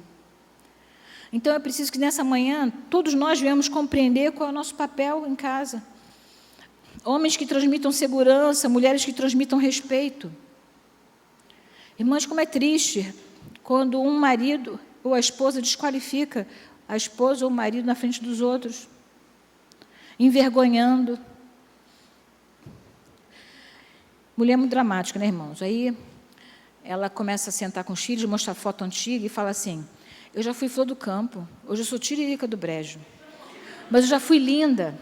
O filho do padeiro queria casar comigo, não quer faltar pão lá em casa. O filho do peixeiro. Aí ele começa a dizer todas as figuras importantes da comunidade que queriam casar com ela. Mas eu casei com seu pai, agora como eu estou acabada. Irmãos, nós vamos envelhecer e vamos ter a passagem do tempo. Precisamos nos cuidar, fazer aquilo que é possível, esteticamente. Mas eu quero que você pense numa cena agora bem interessante. Imagina, no meio da noite, seu marido acorda e vê você lá, você que é mulher, arfando, roncando. aquela mulher descabelada, ele olha assim, Senhor, onde eu amarrei meu burro? E o contrário também, aquela mulher vê aquele homem, né? Barriga subindo, descendo, boca aberta, faltando alguns dentes. E ela fala assim, Senhor, onde eu estava com a cabeça, né? Nós mudamos. Mas o nosso amor não pode ser variável com a estética, o nosso amor não pode ser variável de acordo com as compensações. Como eu disse aqui no primeiro dia, não busque sentido da sua vida em quem você está casado. O sentido da nossa vida está em Deus. Nós nunca conseguiríamos casar com alguém que atenda todas as nossas necessidades. Isso é uma falha. Isso é uma percepção equivocada. Nós não vamos encontrar alguém que atenda tudo aquilo que a gente quer, até porque tem dia que a gente nem sabe o que a gente quer. Não tem aquele dia que a gente acorda assim, eu queria comer um negócio. Mulher que tem esse negócio, né? Só que eu não sei, o negócio, o marido fala, é doce? É, mas é um pouco salgado, né? E ele não sabe o que ela quer. E o homem também, eu queria que você fizesse uma comida diferente. O marido fala para a mulher, que comida? Não sei, uma comida diferente. Tem dia que nem a gente sabe o que a gente quer. E a gente começa a idealizar um cônjuge. Aí o perigo que diz lá em Provérbios, sobre a mulher estranha. Lá em Provérbios diz que a mulher estranha, ela tem palavras como se fossem mel. Mas o fim daqueles que se encontram com ela, o fim, é a morte. Por quê? Porque o adultério, ele mata os relacionamentos. Há salvação quando o adultério em casamento? Sim, sim, porque Deus pode transformar todas as coisas. Mas deixa marcas, deixa tristeza, coisas que poderiam ser evitadas se a gente tiver a maturidade de entender que nós não vamos encontrar no nosso cônjuge tudo o que nós precisamos, porque nós encontraremos tudo o que nós precisamos em Deus. Quando a Bíblia fala que não terás outros deuses diante de mim, porque todas as nossas necessidades estão colocadas nele. E existem maridos e mulheres que colocam seus maridos na posição de Deus, acham que eles vão dar todo o rumo da sua vida para resolver suas questões emocionais, e não vai, irmão, não vai. O seu marido, a sua esposa, não vai atender todas as suas questões emocionais, porque nós somos pessoas falhas. Todos nós temos um lugar na nossa vida que é do tamanho de Deus, como dizia Billy Graham. Todo homem, toda mulher tem um vazio dentro de si que é do tamanho de Deus. Chame Deus para a sua vida. Que quando nós amamos a Deus sobre todas as coisas, nós não queremos ofender a Deus. E quando você ofende o seu cônjuge, você está ofendendo a Deus. Existe um princípio interessante que, se nós somos filhos de Deus, quando você ofende seu marido, você está ofendendo o seu sogro, que é o pai do seu marido. E quando você ofende sua esposa, está ofendendo o seu sogro, que é Deus, que é o pai da sua esposa. E nós precisamos entender que nós não podemos viver ofendendo uns aos outros. No capítulo 6, ele fala sobre filhos obedecendo seus pais no Senhor, porque isso é justo. Como ensinar filhos a serem obedientes? Irmãos, já viu que criança, agora, a criança, adolescente, os pais viram refém. Às vezes você chega num restaurante, a mãe pergunta para a criança, o que você quer comer? Irmãos, nunca se deve perguntar a uma criança o que ela quer comer. Ela quer comer sempre a mesma coisa, batata frita, arroz e feijão. Criança que não é bem educada com comida, ela nunca vai querer comer brócolis, chuchu, beterraba. Então, é você que vai dizer para a criança o que ela vai comer, entendeu? Porque é você que sabe o que tem vitamina, você sabe o que alimenta. Você não pode deixar na mão do seu filho que ele decida nada. A gente chega na casa de pessoas, eu chego, você já deve ter chegado também, que é a criança que decide o que vai ver. O pai passou a semana inteira trabalhando, ele quer ver o futebol, aí ele tem que ficar pedindo, filho, me dá, filho, o controle remoto. Irmãos, eu estou mentindo? Aí o pai fica lá negociando com o filho, vai lá, filho, vai jogar videogame lá no seu quarto, e deixa eu ver com a televisão, que essa aqui é maior. Meu irmão, quem trabalhou para comprar televisão? Quem trabalhou? Tem que ficar negociando com o filho televisão, irmãos, o princípio da autoridade. Existem crianças que não vão ter condições de obedecer ninguém porque não aprenderam a autoridade em casa. Quem manda na sua casa é você, que é adulto. A criança começa a correr na igreja e o pastor vai brigar. Não, quem tem que brigar é você. Você chega no shopping, a criança começa a correr, e aí o segurança, senhora, seu filho vai se machucar. Não, você que tem que segurar a mão dele, é você que é a pessoa que vai cuidar do seu filho, é você que vai ensinar ele a respeitar, é você que vai ensinar ele a ser educado. Ninguém tem que educar seu filho. Tem coisa mais triste do que uma mãe e um pai dizer assim, meu filho é tão mal criado, eu penso, quem está criando? Meu filho é tão mal educado, quem está educando? Que vexame, né? Um pai dizer pastor, não sei mais o que eu faço, meu filho é mal criado. Uma vez, uma senhora, conversando com meu marido, falou assim, meu filho, eu não sei mais o que eu faço com ele está aprontando o mundo, pastor, o menino não obedece, ele é terrível, eu tenho orado, tenho feito tudo isso, mas não adianta, e a gente está esperando chegar, né, um adolescente, entrou um pirralho de 6 anos, que manda no pai e na mãe, irmãos, filhos, a Bíblia diz lá em Provérbios, que tem que ser criado na educação, no exercício da disciplina. Se você não disciplinar seu filho, você está entregando ele à desonra, ele vai ser desonrado em algum lugar, porque ele não aprendeu o princípio da honra com você. Honrar pai e mãe, não é honrar pai e mãe que é bom, para você que tem pais já mais velhos. Deus não nos ensina a honrar pai e mãe que foram bons para nós. Não existe uma explicação no mandamento. Honre seu pai e sua mãe que foi bom para você. Fala que é para honrar o pai e a mãe. Não fale mal do seu pai e da sua mãe, ok? Para ninguém. Se você tiver alguma coisa para falar do seu pai e da sua mãe, você pode se aconselhar com o pastor e orar a Deus, mas não fique falando mal do seu pai e da sua mãe. Ah, meu pai é assim, minha mãe é assado. Não faça isso, meu querido. Eu falo para as pessoas que sua mãe e seu pai foram os pais que eles puderam ser. Talvez não tinham a compaixão de Deus, não tinham experiência com Cristo, não tinham orientação. Existe o princípio da honra, e nós temos que ensinar o princípio da honra em casa com nossos filhos.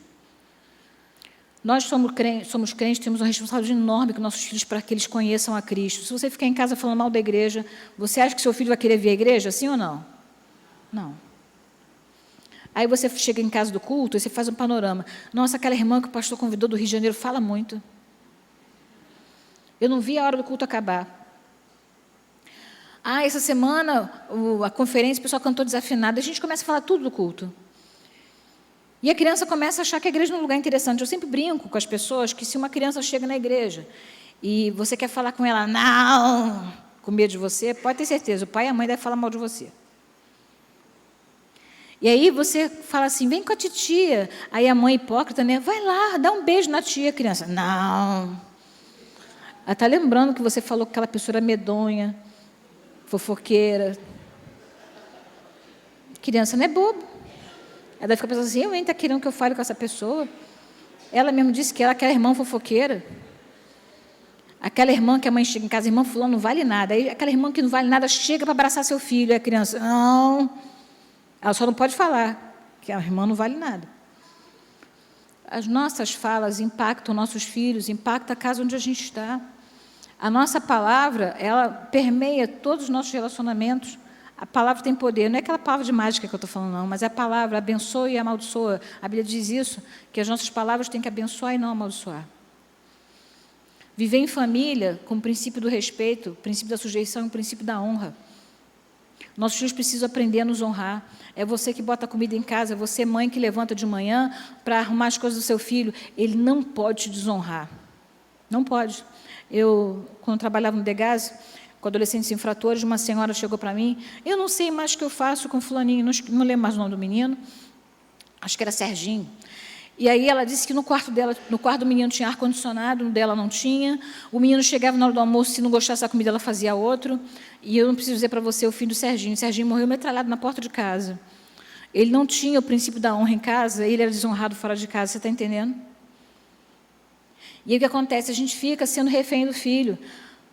Vai no mercado com o filho, e sai catando tudo, botando no carrinho. Querida, quem diz a lista de compras é você. Você até pode negociar com a criança. Ó, escolhe aí 3 biscoitos que você quer levar. Né? A minha filha mais nova, ela me manda uns WhatsApp, ainda bem que ela não está aqui para não saber que eu estou fazendo fofoca dela. Né?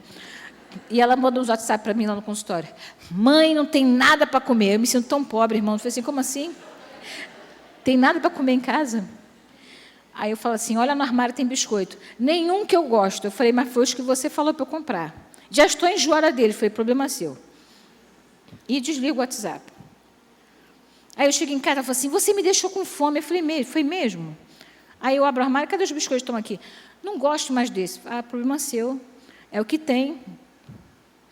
E os nossos filhos, aí ela depois pede desculpa, né? Ai, mamãe, desculpa. Aí agora ela aprendeu a se virar, ela parou de me atormentar, porque sabe que eu não vou dar confiança. Aí eu chego em casa, eu fiz um misto quente. Falei, que bom. Viu, você diz que eu não sei fazer nada, mas que bom. Quem comeu foi você? Então, que bom. Nós terminamos sendo reféns do filho. Eu me lembro que minha filha mais velha, quando ela fez 15 anos, nós não fizemos festa. Você imagina, pastor fazendo festa, tem que convidar todo mundo. Aí quer comprar briga com alguém e você não convidar alguém, né? A pessoa, puxa vida, esse negócio de lista é uma tristeza, né, irmãos? Está na lista, não está na lista? Aí pergunta, você está na lista? Né? Você foi convidado, né? Aí não pode nem botar foto no Facebook que vão descobrir que teve festa e o fulano não foi convidado. Aí o que acontece? Nós não fizemos festa, aí ela falou que iria para a Disney, enfim. Na época eu fazia um mestrado, e o dinheiro da bolsa do mestrado eu separei para pagar a viagem dela, e ela foi. E eu me lembro que quando ela voltou, ela falou assim, pois é, né, mãe, eu queria voltar. Eu falei, mas tem dinheiro não. Ela falou assim, mas mãe, todo mundo vai à Disney. Eu falei, que mundo que você vive? Que todo mundo vai à Disney. Aí ela falou assim, né, mãe, todo mundo vai à Disney. Eu falei, todo mundo aonde? E os filhos, nossos filhos, perdem a percepção das coisas. Eles perdem a percepção de que o que nós damos para eles... Irmão, deixa eu falar uma coisa para você. Princípio, educação, obrigação dos pais. Comida, obrigação dos pais. Tratar bem é mais do que obrigação. Ensinar a Bíblia é mandamento. O que passa disso é luxo. E nós temos que ensinar para os nossos filhos, tem coisas que nós damos para eles que é luxo. Que a gente podia não ter dado e a gente escolheu dar. Que a gente deu porque a gente achou que era legal dar para eles, nós não tivemos e queremos dar. Eu tinha uma senhora que eu atendia no consultório que todo mês ela dava um presente para o filho. Toda vez que ela recebia pagamento, ela dava um presente para a filha. Comprou uma boneca nova. Eu falei, por que você faz isso? Ah, porque eu não tive. Eu falei, não tente compensar as suas frustrações no seu filho, na sua filha. Irmãos, que época boa, quando a gente não tinha muito para escolher. Você tinha o sapato de ir para a igreja e o de ir para a escola, não é assim? Aí não tinha confusão. Você acordava de manhã, sabia que aquele tênis ia de ir para a escola. Domingo, aquela sandália de ir para a igreja. E os meninos do tênis de ir para a escola, eles eram o mesmo tênis de ir para a igreja. Ninguém ficava confuso. Hoje a gente tem um monte de sapato, assim, não tem nada para calçar. Você abre o guarda-roupa e diz que não tem roupa. Eu estou precisando comprar roupa. E o marido não entende nada, né? Cheio de roupa, ele diz que não tem nenhuma roupa. E a gente não consegue entender que nós, às vezes, criamos nossos filhos sem a compreensão da honra, de entenderem qual é o lugar do pai e da mãe. O que um pai e uma mãe têm que fazer. E nós viramos reféns dos nossos filhos. E aí a palavra diz, tem que obedecer aos seus pais no Senhor, porque isso é justo. Porque eu tenho que obedecer meu pai e minha mãe, porque isso é justo. E o mandamento para quem honra pai e mãe é viver muitos anos. E a gente percebe que algumas pessoas não conseguem viver muitos anos porque transgrediram o mandamento. Algumas pessoas vão morrer por doença, por uma dificuldade, mas, no geral, o mandamento ele abençoa pessoas que honram o pai e a mãe. Princípio da palavra. Eu já estou encerrando, irmãos. Eu queria que você abrisse sua Bíblia agora em 1 Pedro, capítulo 3. E nós vamos encerrar com os princípios espirituais da palavra.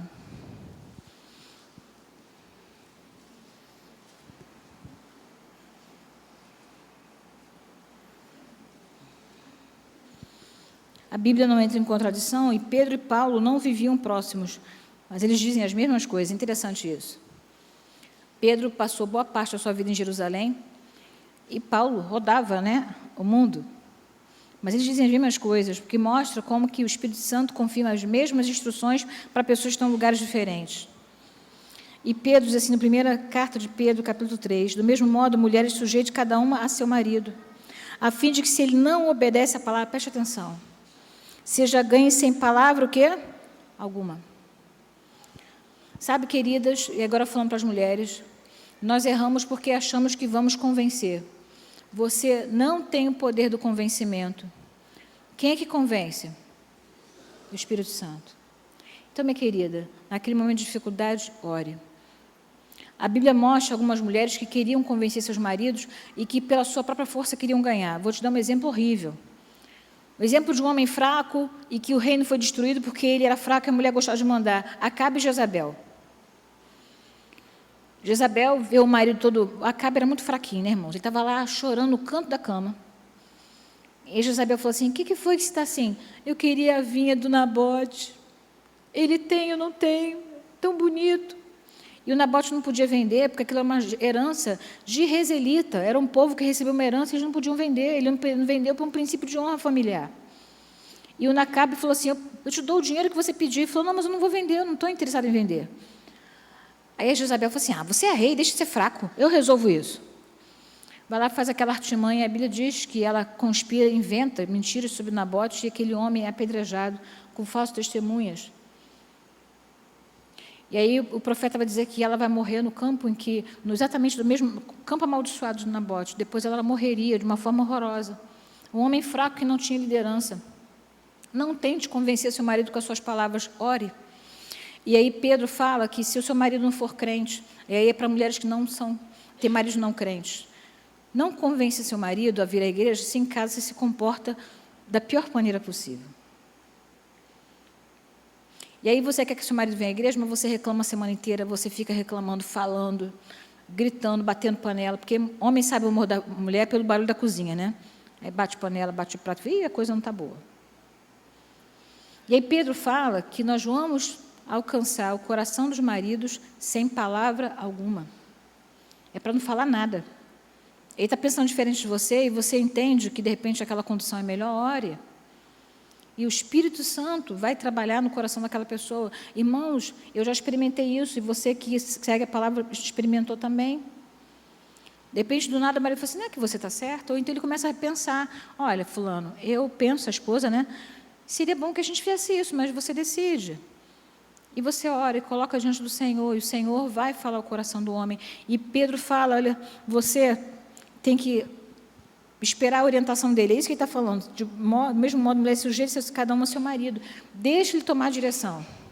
A fim de que, se ele não obedece a palavra de Deus, seja ganho sem palavras, pelo procedimento da sua mulher, a sua conduta, a sua postura. E ele fala que a beleza da mulher não deve estar no cabelo, se bem que é importante pentear o cabelo, tá, irmã? Mas isso que não é isso que vai modificar a relação familiar. Agora, eu quero que você preste atenção no versículo 7. Ele ia falar nos primeiros versículos sobre como uma mulher deve se relacionar com seu marido. No versículo 7 diz uma coisa que é um princípio espiritual. No versículo 7, Pedro diz o seguinte, abra sua Bíblia que eu quero que você, homem, preste atenção. Do mesmo modo, vocês, maridos, sejam sábios no convívio com suas mulheres e tratem-nos com honra, como parte mais frágil. Lembra que eu falei que você é o forte da casa? E co-herdeiros do dom da graça da vida, de forma que não sejam interrompidas as suas orações. Diz uma coisa para você, Deus não ouve oração de homem que maltrata a mulher. Aí você começa a perguntar assim, Senhor, por que o Senhor não está me respondendo? Você já viu como é que você está tratando sua mulher? Deus não ouve a oração de quem trata mal a sua mulher.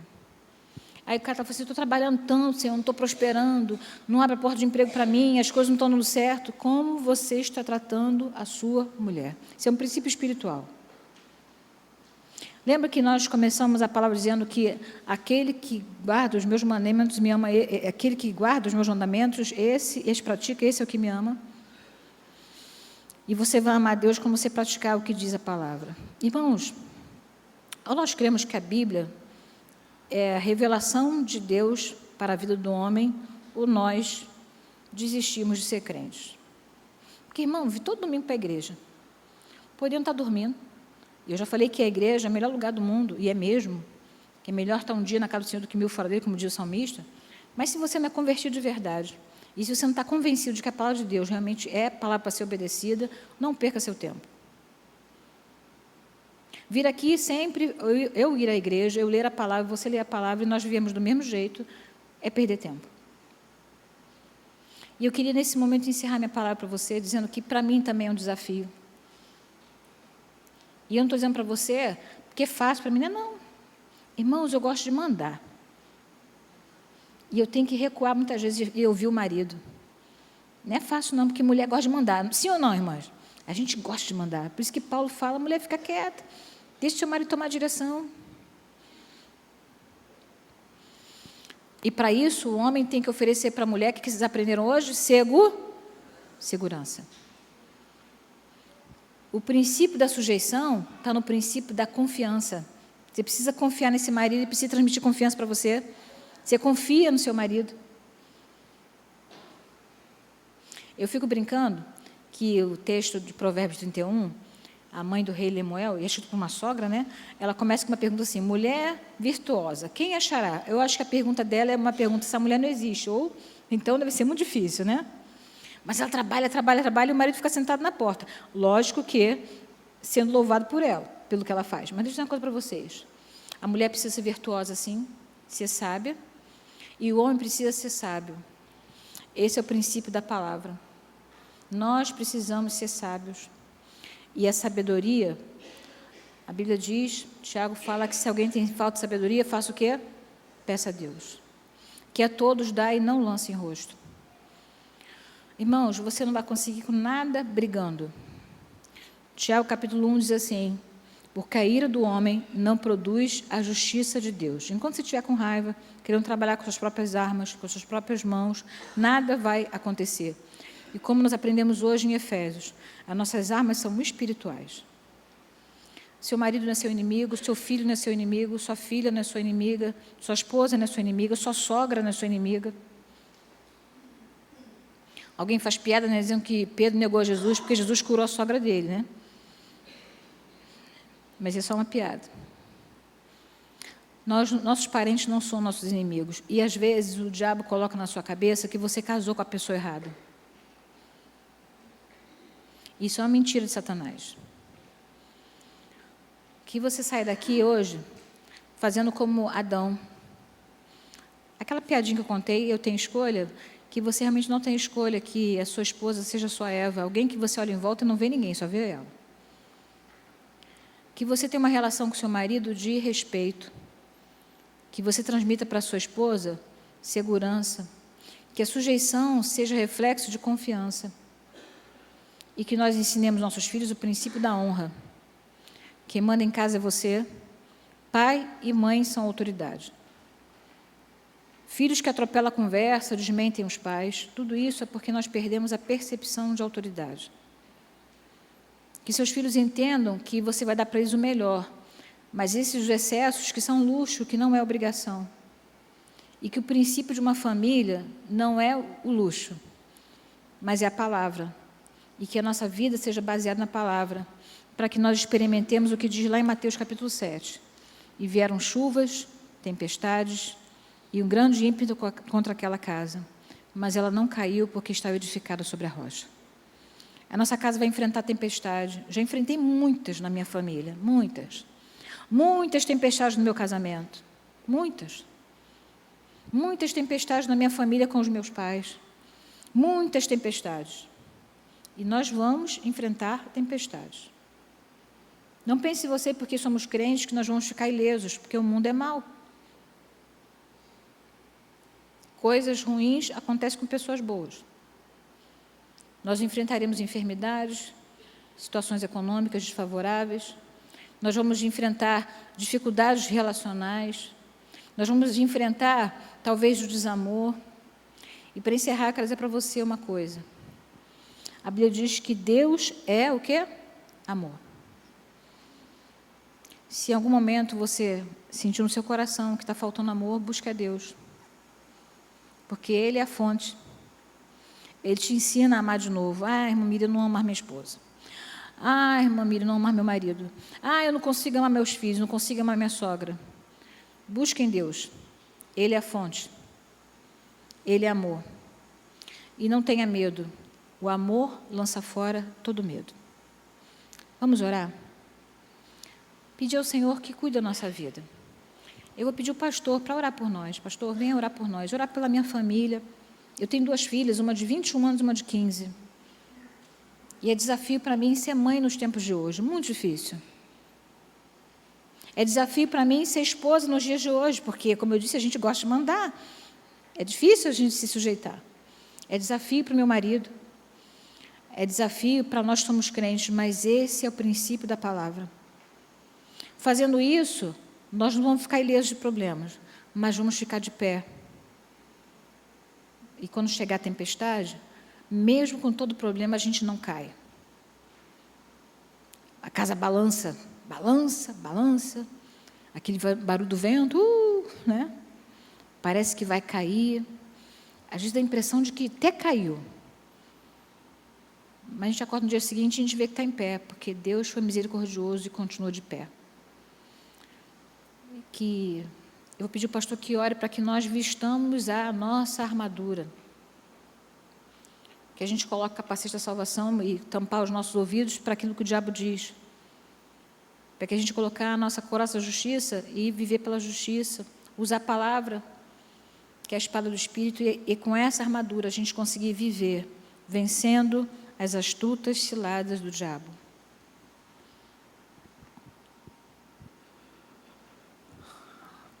Nós vamos orar, mas eu gostaria que você já estivesse, mesmo com sua cabeça baixa, seus olhos fechados, pensando na pergunta que o cântico que finaliza o culto esta manhã faz, cheio de interrogações. O que queres de mim, Senhor? O que queres da minha vida? Qual é o caminho que eu tenho que seguir? Qual é o meu chamado? Qual a minha missão? O que queres da minha casa? Em que sonhos podemos investir? Qual é a história que tu queres escrever para mim? Para que essa geração te ouça e também te responda: eis-me aqui. Toca em minha vida. Toca em minhas mãos. Toca em meus lábios, Senhor. Toca em minha casa com as tuas obras de fogo purificador. Toca em meus olhos. Toca em meus ouvidos. Toca em cada sentido meu, para que as famílias troquem o pecado pela santidade de Deus. O que queres da minha casa? Senhor, após ouvirmos a Tua palavra, inequivocamente sabemos sobre quem e sobre que base devemos construir a nossa vida e a nossa família. Sabemos que esta base é o Senhor. Sabemos que a estrutura de uma família sólida está nos princípios, nos valores da Tua palavra, em obedecê-la, em guardá-la no coração, em praticá-la, em meditar dia e noite, para que nossas escolhas não sejam puramente emocionais. Nós queremos ser aprovados pelo Senhor como maridos, como pais. Queremos ser homens para quem os nossos filhos olhem e se sintam seguros, e percebam que suas famílias também vão ser construídas e constituídas, tendo por base o exemplo familiar.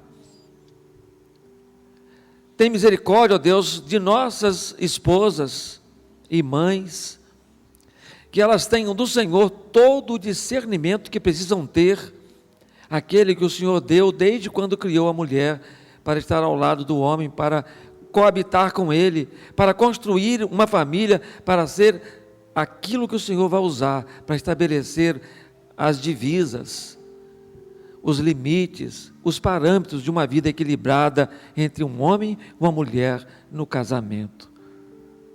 Nós estamos vivendo, ó Deus, num mundo que precisa de referência, e não há referência melhor do que uma família bem estruturada no Senhor.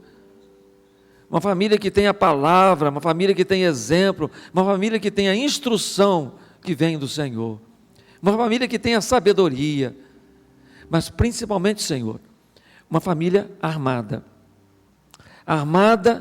exatamente com o escudo da fé, uma família que creia nas possibilidades que vêm do Senhor, uma família que exerça e tome decisões baseadas na fé e na esperança. Nós precisamos, ó Deus, de famílias que estejam também, ó Deus, com o escudo que é a fé, mas com a Tua palavra que é a verdade, a espada da justiça, que seja conhecida por um e por outro, inculcada na cabeça dos pais, para que então ela também possa ser transmitida aos filhos, pois como nós daremos aos nossos filhos aquilo que não temos? Que nossos filhos cresçam assim, com respostas seguras, com direção segura, com escolhas firmes, que venham te honrar. Muito obrigado pelo que ouvimos nesta manhã, em nome de Jesus. Amém. Quero convidar os nossos diáconos para estarem aqui à frente. enquanto cantamos este cântico que encerra este momento de culto, os irmãos que têm seus dízimos e ofertas para devolverem ao Senhor o farão com humildade, por obediência. Nenhum visitante aqui deve ficar constrangido em participar deste momento, que é particular privilégio e responsabilidade dos membros da igreja, a não ser que você sinta no seu coração o desejo de fazer. Então, se é de Deus no seu coração, faça com alegria. Mas você pode vir aqui à frente também, se Deus respondeu a sua oração, se Deus trouxe livramento para a sua família, se você foi alcançado pela graça do Senhor. Este é um tempo para você vir e agradecer a Deus. Faça isso.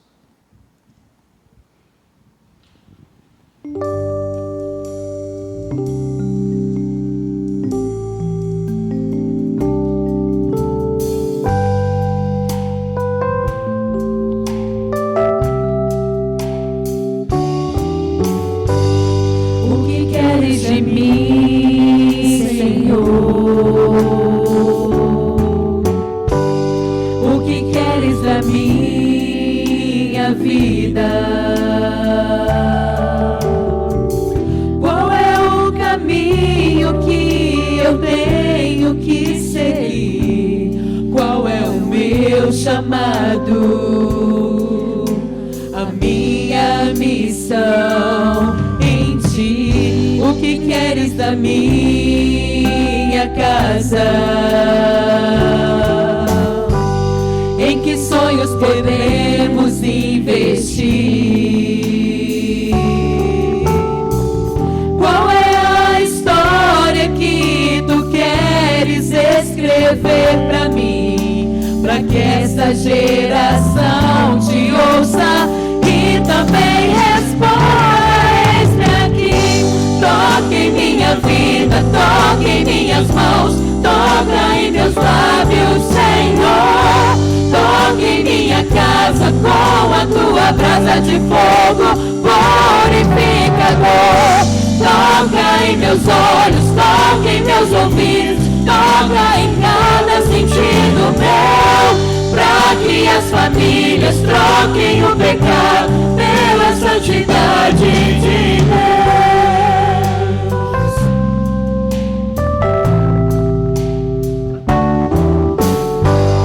O que queres da minha casa? Em que sonhos podemos investir? Qual é a história que tu queres escrever para mim? Para que essa geração te ouça e também responda: eis-me aqui. Toque em minha vida, toque em minhas mãos, toca em meus lábios, Senhor. Toque em minha casa com a tua brasa de fogo purificador. Toca em meus olhos, toca em meus ouvidos, toca em cada sentido meu, para que as famílias troquem o pecado pela santidade de Deus.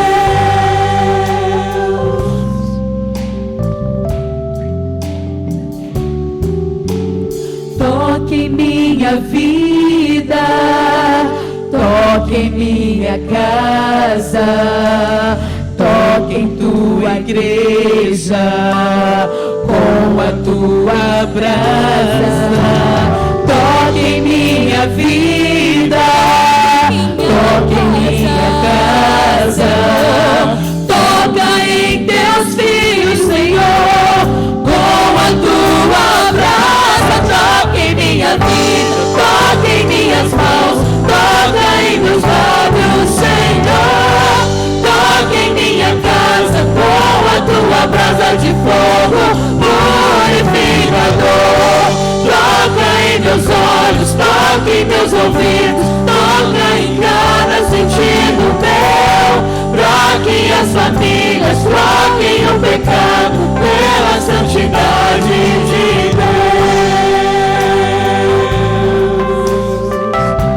Pela santidade de Deus.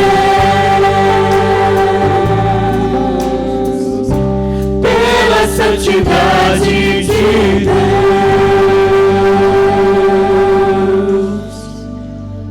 É impossível uma pessoa ser santificada sem que primeiro receba Jesus como seu Senhor e seu Salvador. Porque santificação e santidade tem a ver com a ação do Espírito Santo na vida de uma pessoa. Ela precisa crer em Jesus de todo o coração, e então o Espírito Santo passa a habitar nessa vida e promover a santificação, a santidade. E quando a gente ora para que essa santidade ocorra em nossos lares, isso significa que nós estamos exercitando e deixando o Espírito Santo agir em nós. Nós estamos fazendo a vontade de Deus, obedecendo a palavra de Deus, ensinando a palavra de Deus todos os dias. E então alcançamos a santidade, deixando o pecado que tão de perto nos rodeia, correndo esta carreira que nos está proposta, olhando para Jesus.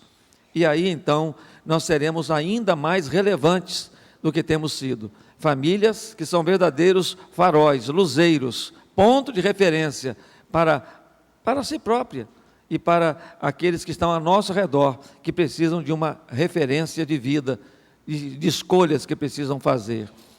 Nós fizemos o nosso passeio ciclístico no sábado pela manhã, e tinha um carro de som com uma mensagem gravada: nós estamos aqui defendendo a família cristã, e citando textos bíblicos. Nós estamos vendo manifestações públicas que defendem uma outra família, que é uma ameaça à família que Deus criou, que não pregam a santidade, que pregam outros princípios. E quando nós passávamos, as pessoas observavam, e algumas com um sorriso, e alguns até aplaudindo o que era feito, porque nós precisamos dizer: se não dissermos, como ouvirão? Como crerão?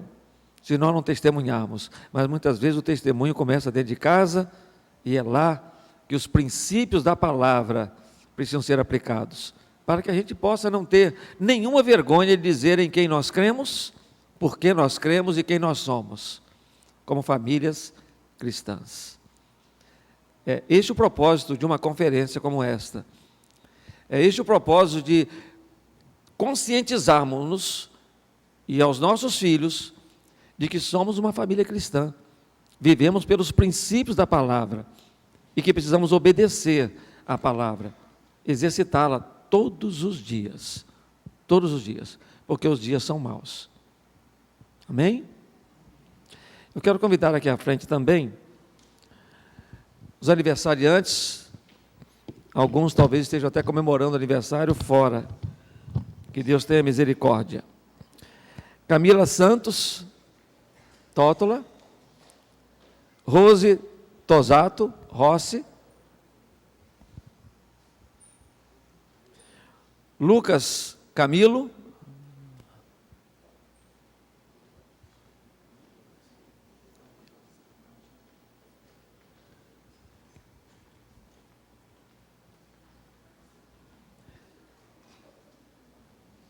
Pedro de Souza, Fernando José dos Santos, Wesley da Silva Morales,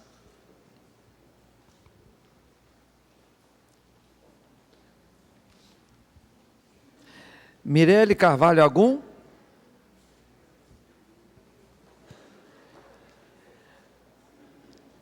Mariana Marchiori Durão,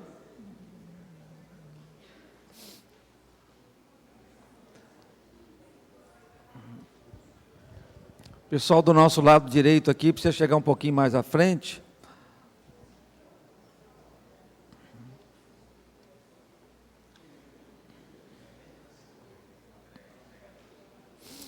Isso, deixa... Isso, tem que contar um beco vazio para vocês, né? Eu queria dar a oportunidade também, se alguém estiver fazendo aniversário de casamento, a vir aqui para a gente agradecer por seu casamento.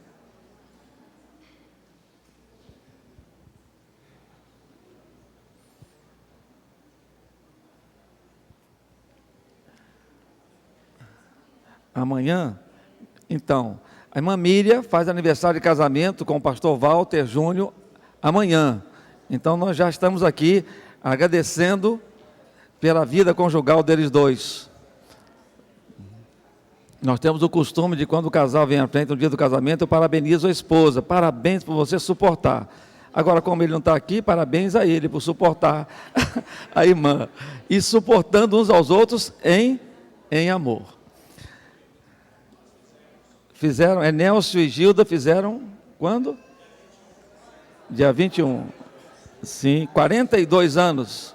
Parabéns, Gilda. 42 anos suportando, não é fácil, né? Em amor. Fez em maio? 23 em maio? Já foi homenageado lá, não? Não lembra? Então, mas cadê a Edileuza? Parabéns, Edileuza. E aos filhos. Vamos então orar, irmãos? Vamos orar. Os irmãos podem se levantar um pouquinho? Vamos orar. Senhor, mais uma vez, nos quebrantamos diante do Senhor, porque a Tua palavra foi viva e eficaz. Ela penetrou os nossos corações, e que ela cumpra o propósito que nós precisamos, alcance aqueles lugares mais escondidos da nossa vida, assim como aquela dona de casa que vai limpar a sala, arredando os móveis, tirando o cantinho, as poeiras. Que o Senhor faça o mesmo na nossa vida. Aquelas coisas mais escondidas, aquelas situações mal resolvidas, que o Senhor, ó Deus, nos purifique, para que tenhamos uma vida de santidade em nosso lar, que sejamos sóbrios, verdadeiros, sinceros diante do Senhor, que a Tua palavra seja o alimento, em nome de Jesus. Amém. Deus abençoe suas vidas. Queiram sentar-se, meus queridos.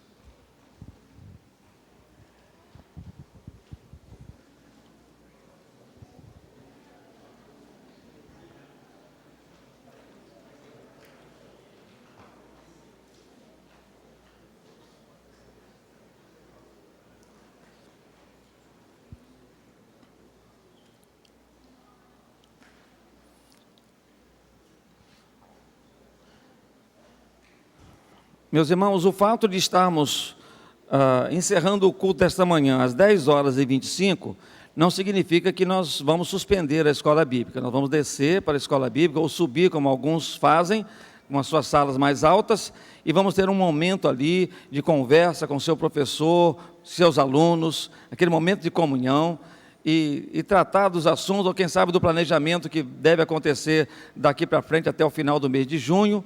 Lembrando que nós estamos em celebração, e quando estamos em celebração dos 70 anos, nos nossos cultos nós não temos um tempo adequado para a gente planejadamente parar. O nosso tempo é de celebração, é de exaltação e de honra ao Senhor. E um culto de celebração como esta manhã, de ouvirmos coisas tão preciosas, também fazem parte do ensino, da ministração da palavra de Deus aos nossos corações. Mas ao descerem, vão para a sua sala, não vão direto para casa agora, vão para a sua sala. E voltem logo à noite, para a última noite, o último momento de reflexão da palavra sobre uma família relevante para este tempo. Deus abençoe os irmãos, estão dispensados.